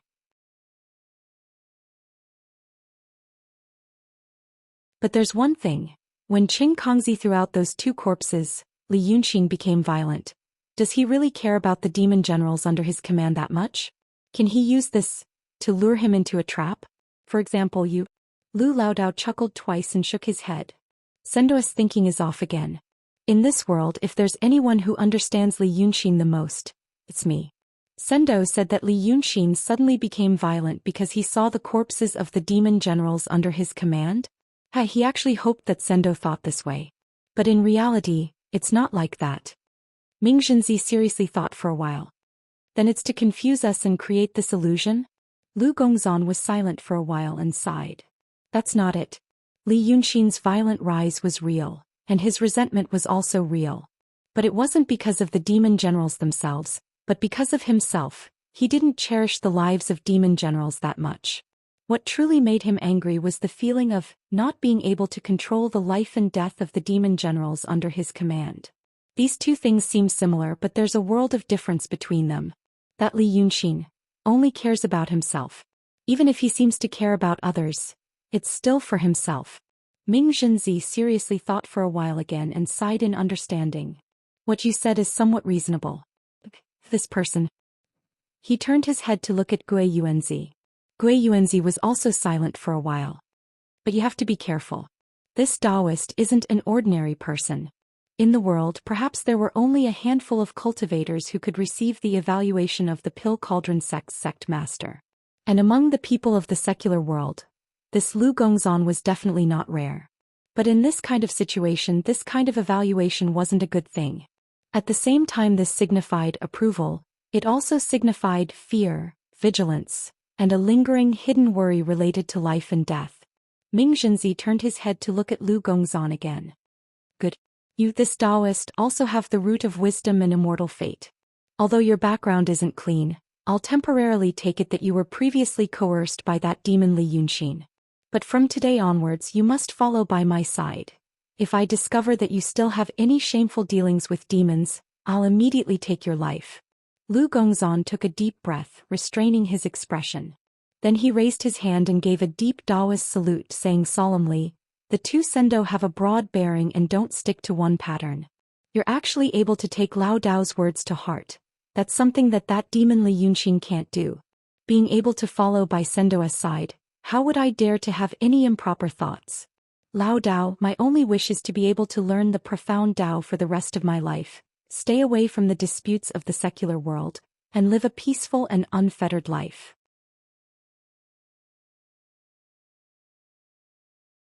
Ming Zhenzi faintly smiled. "Did you have a Daoist name in the past?" "My teacher in the secular world once bestowed the Daoist name Primordius." Ming Zhenzi thought for a moment. "My High Heaven Sword sect's seniority. Oh, your Daoist name is also suitable. A teacher in the secular world is still a teacher, so leave your Daoist name. It's just that my sword sect doesn't have a suitable method for you to cultivate. But right now you're still a sinner.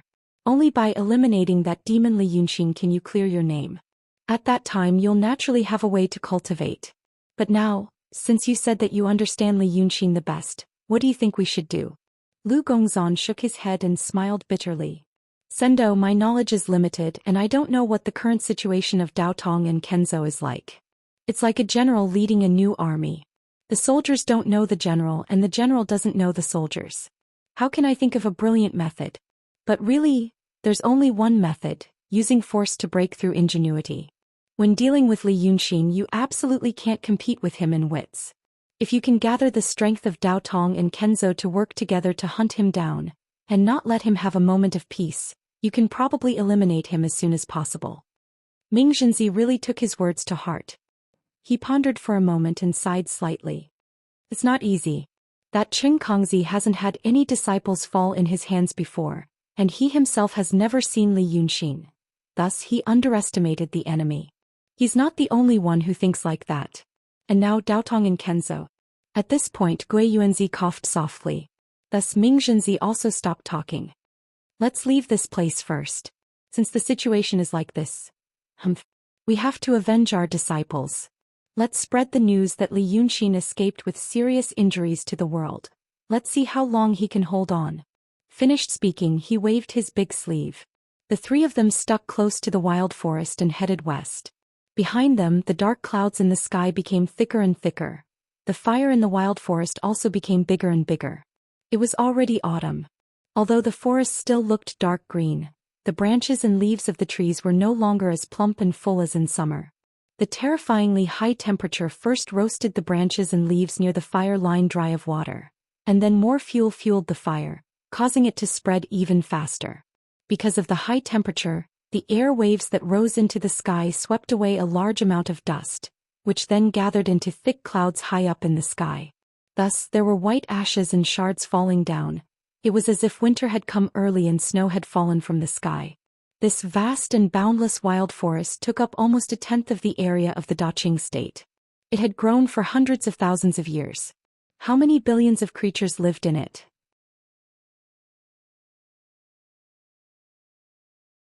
Now these creatures had either died in the fire that filled the sky, were still fleeing in fear, or were completely unaware of the red god of death approaching in the distance.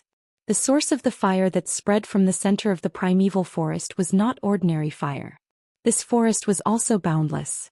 It would be difficult for the mortal government, villages and towns to immediately know that such a disaster had occurred. Thus the fire grew larger and stronger. After 10 days, it had become a great calamity that the Qin kingdom had not seen in 100,000 years. This fire that filled the sky first burned to the small border town in the north of the Qin kingdom, Changji. To the north of the Qin kingdom was the Yi kingdom. There was a natural geographical dividing line between the Qin kingdom and the Yi kingdom, the Tulan River. The town of Changji sat on the south bank of the Tulan River, separated from the north bank by less than 10 meters. This was also the width of the middle reaches of the Tulan River. In this world, this could not be considered a large river. The people of Changji relied on the wild forest to make a living. About 80 to 90% of the people in the town engaged in the logging industry. They cut down towering ancient trees from the wild forest and dragged them to the riverside to weave them into wooden rafts, using the relentless river water to transport the logs downstream. Now that it was autumn, it was already the end of September. In Changji town, this meant that there was still a little more than a month before the first snow fell. Then the Tulan River would freeze and they could rest for the winter. Before that, they could make another trip into the depths of the wild forest. Changji town had existed for 100 years. Although it would be replanted after it was cut down, gradually, there was no longer any decent wood nearby. This decent referred to the thickness of 5 people holding hands around it. The rich families in the north called the wood of these trees 5 treasures. Only this was a high-grade item that could be sold for a price. The men heading into the forest had set off 8 days ago. Logically speaking, it would take at least half a month for the first batch of wood to be shipped out. However, this year, in the 11th year of the Zhongyuan of the Qin calendar, the men of Changji town had for the first time returned early. And so, these panicked men also brought a terrible news.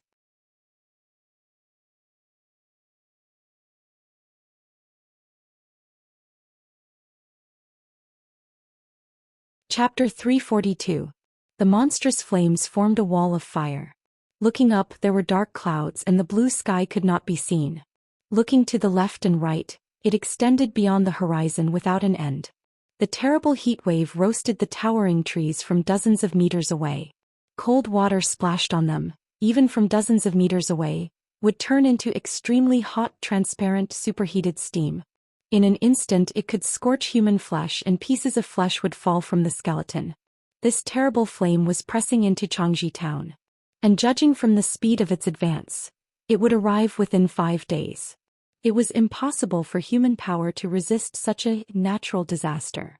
According to the experience passed down from generation to generation in this town, even the Tulan River could not stop the fire at this time. If they wanted to survive, there were only 2 choices. The first was to move the town. Changji town was surrounded by wild forests and in fact the town was almost wrapped in the forest. But now it was already autumn and winter was coming. What could they take with them and where could they go in 5 days? The state capital in the north was not rich, and in winter, a large number of refugees would gather in the big cities to survive the few months. But even in a good year, dozens of unclaimed corpses would be found outside the big cities every spring, not to mention this year was not a good year. They left their homeland and had no place to go. This cold winter would become unusually cruel, they might all die. Then, there was only the second choice. Around Changji town an empty space was quickly cut down.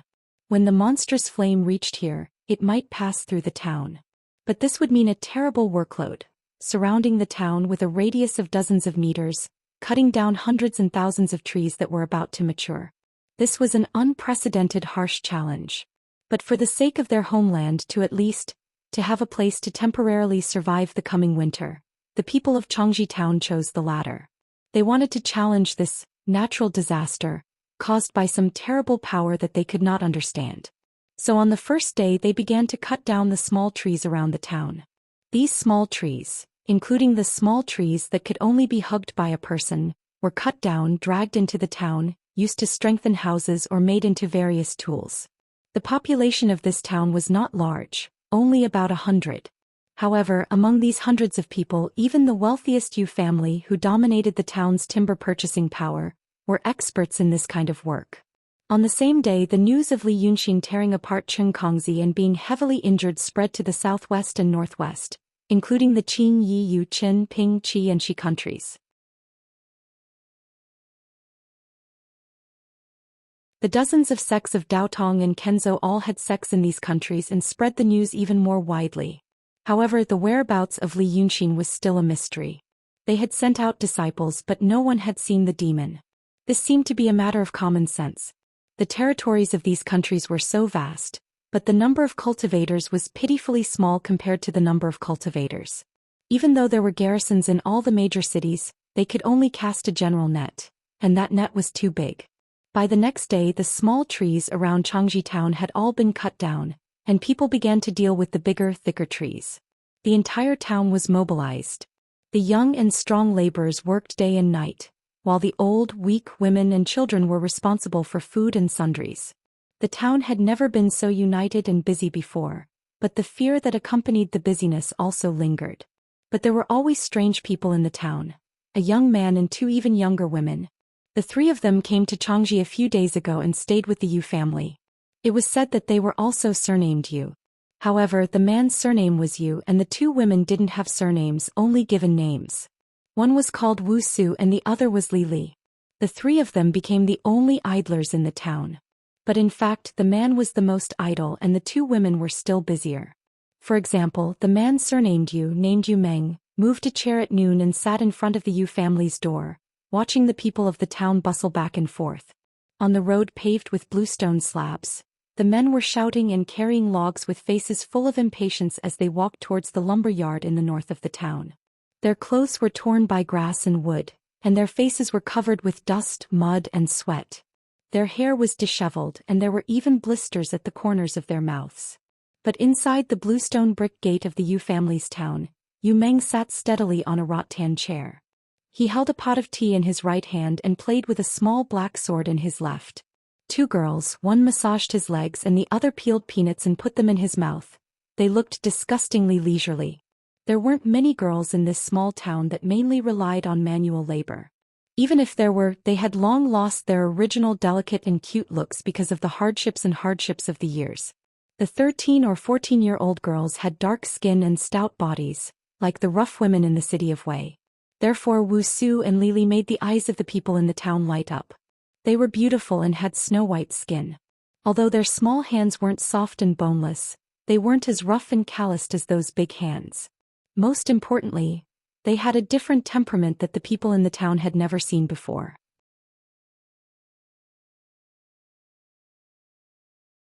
They were dignified, elegant, and naturally had an indescribable sense of nobility when dealing with people.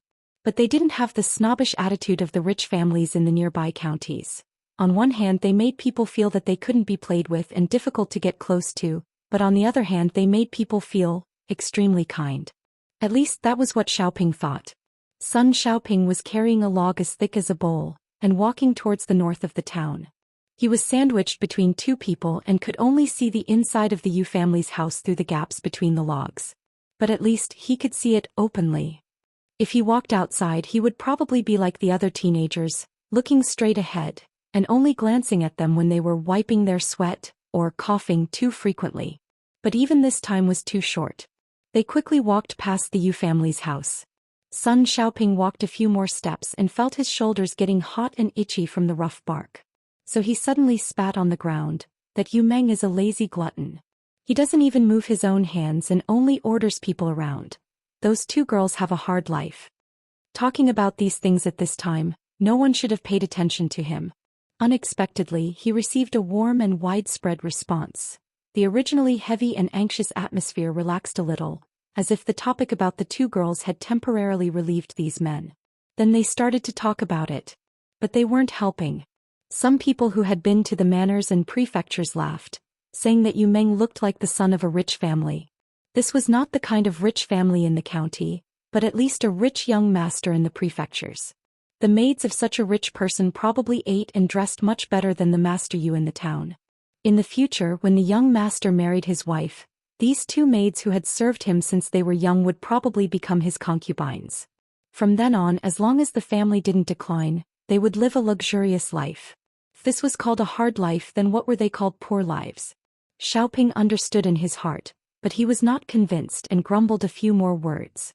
So the married man laughed. First of all, for the maids of such a rich family, those things were their duty. If young master Yu did it himself, they would be so panicked that they would cry. Two weak girls, one could tell from their hands that they were spoiled.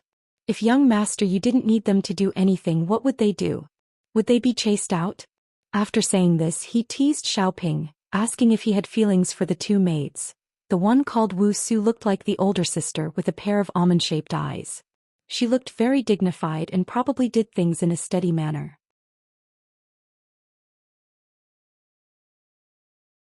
The one called Lily looked like the younger sister with a pair of almond-shaped eyes, and when she didn't smile she had a bit of charm. It's just that these two beauties probably don't like you, Xiaoping, so don't even think about it. After they finished talking, a burst of good-natured laughter suddenly burst out.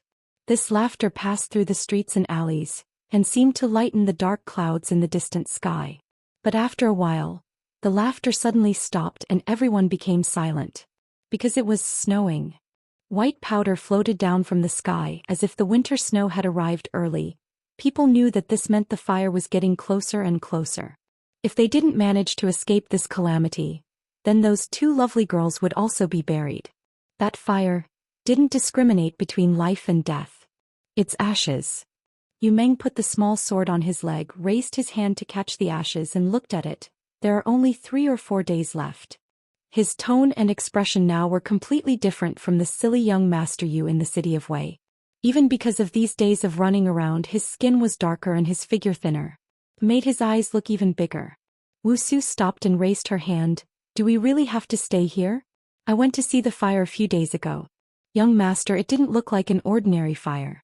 It seemed to be made by a Daoist. Could it be that they are looking for you? Yu Meng laughed. They don't need to make such a big fuss to find me. It's more like dealing with Li Yunxin. But there's no news from him recently. People don't dare to go to Dongting anymore. After a while, Lily suddenly said, these people are really stupid. Why do they want to cut down all the trees? I heard third uncle said that at this time, a fire from the inside would be enough. Yu Meng laughed again. It depends on the time.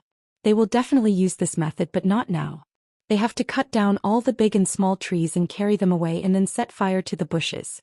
Otherwise the woods are so dense. It will be bad if the fire doesn't burn out and the fire from the other side comes again. Besides, once the fire is over, there will be nothing left. As for food, we can barely eat the food we have. But what do we use to keep warm in winter? It's so cold that the roots of the trees under the ground are all frozen. If the snow collapses the house, or we have to sell some wood in the spring next year. So, they are not only trying to prevent fire. This Master Yu is doing a good job. If in the past he could be one of our... He had unintentionally said this and stopped, not saying anything more. After a while he closed his eyes and leaned back on the cane chair, sighing softly, let's wait for Mr. Lu. Wu Su and Lily didn't say anything. They just went to do their work in silence and heartache. They have been here for half a month. Her young master didn't say why he came here.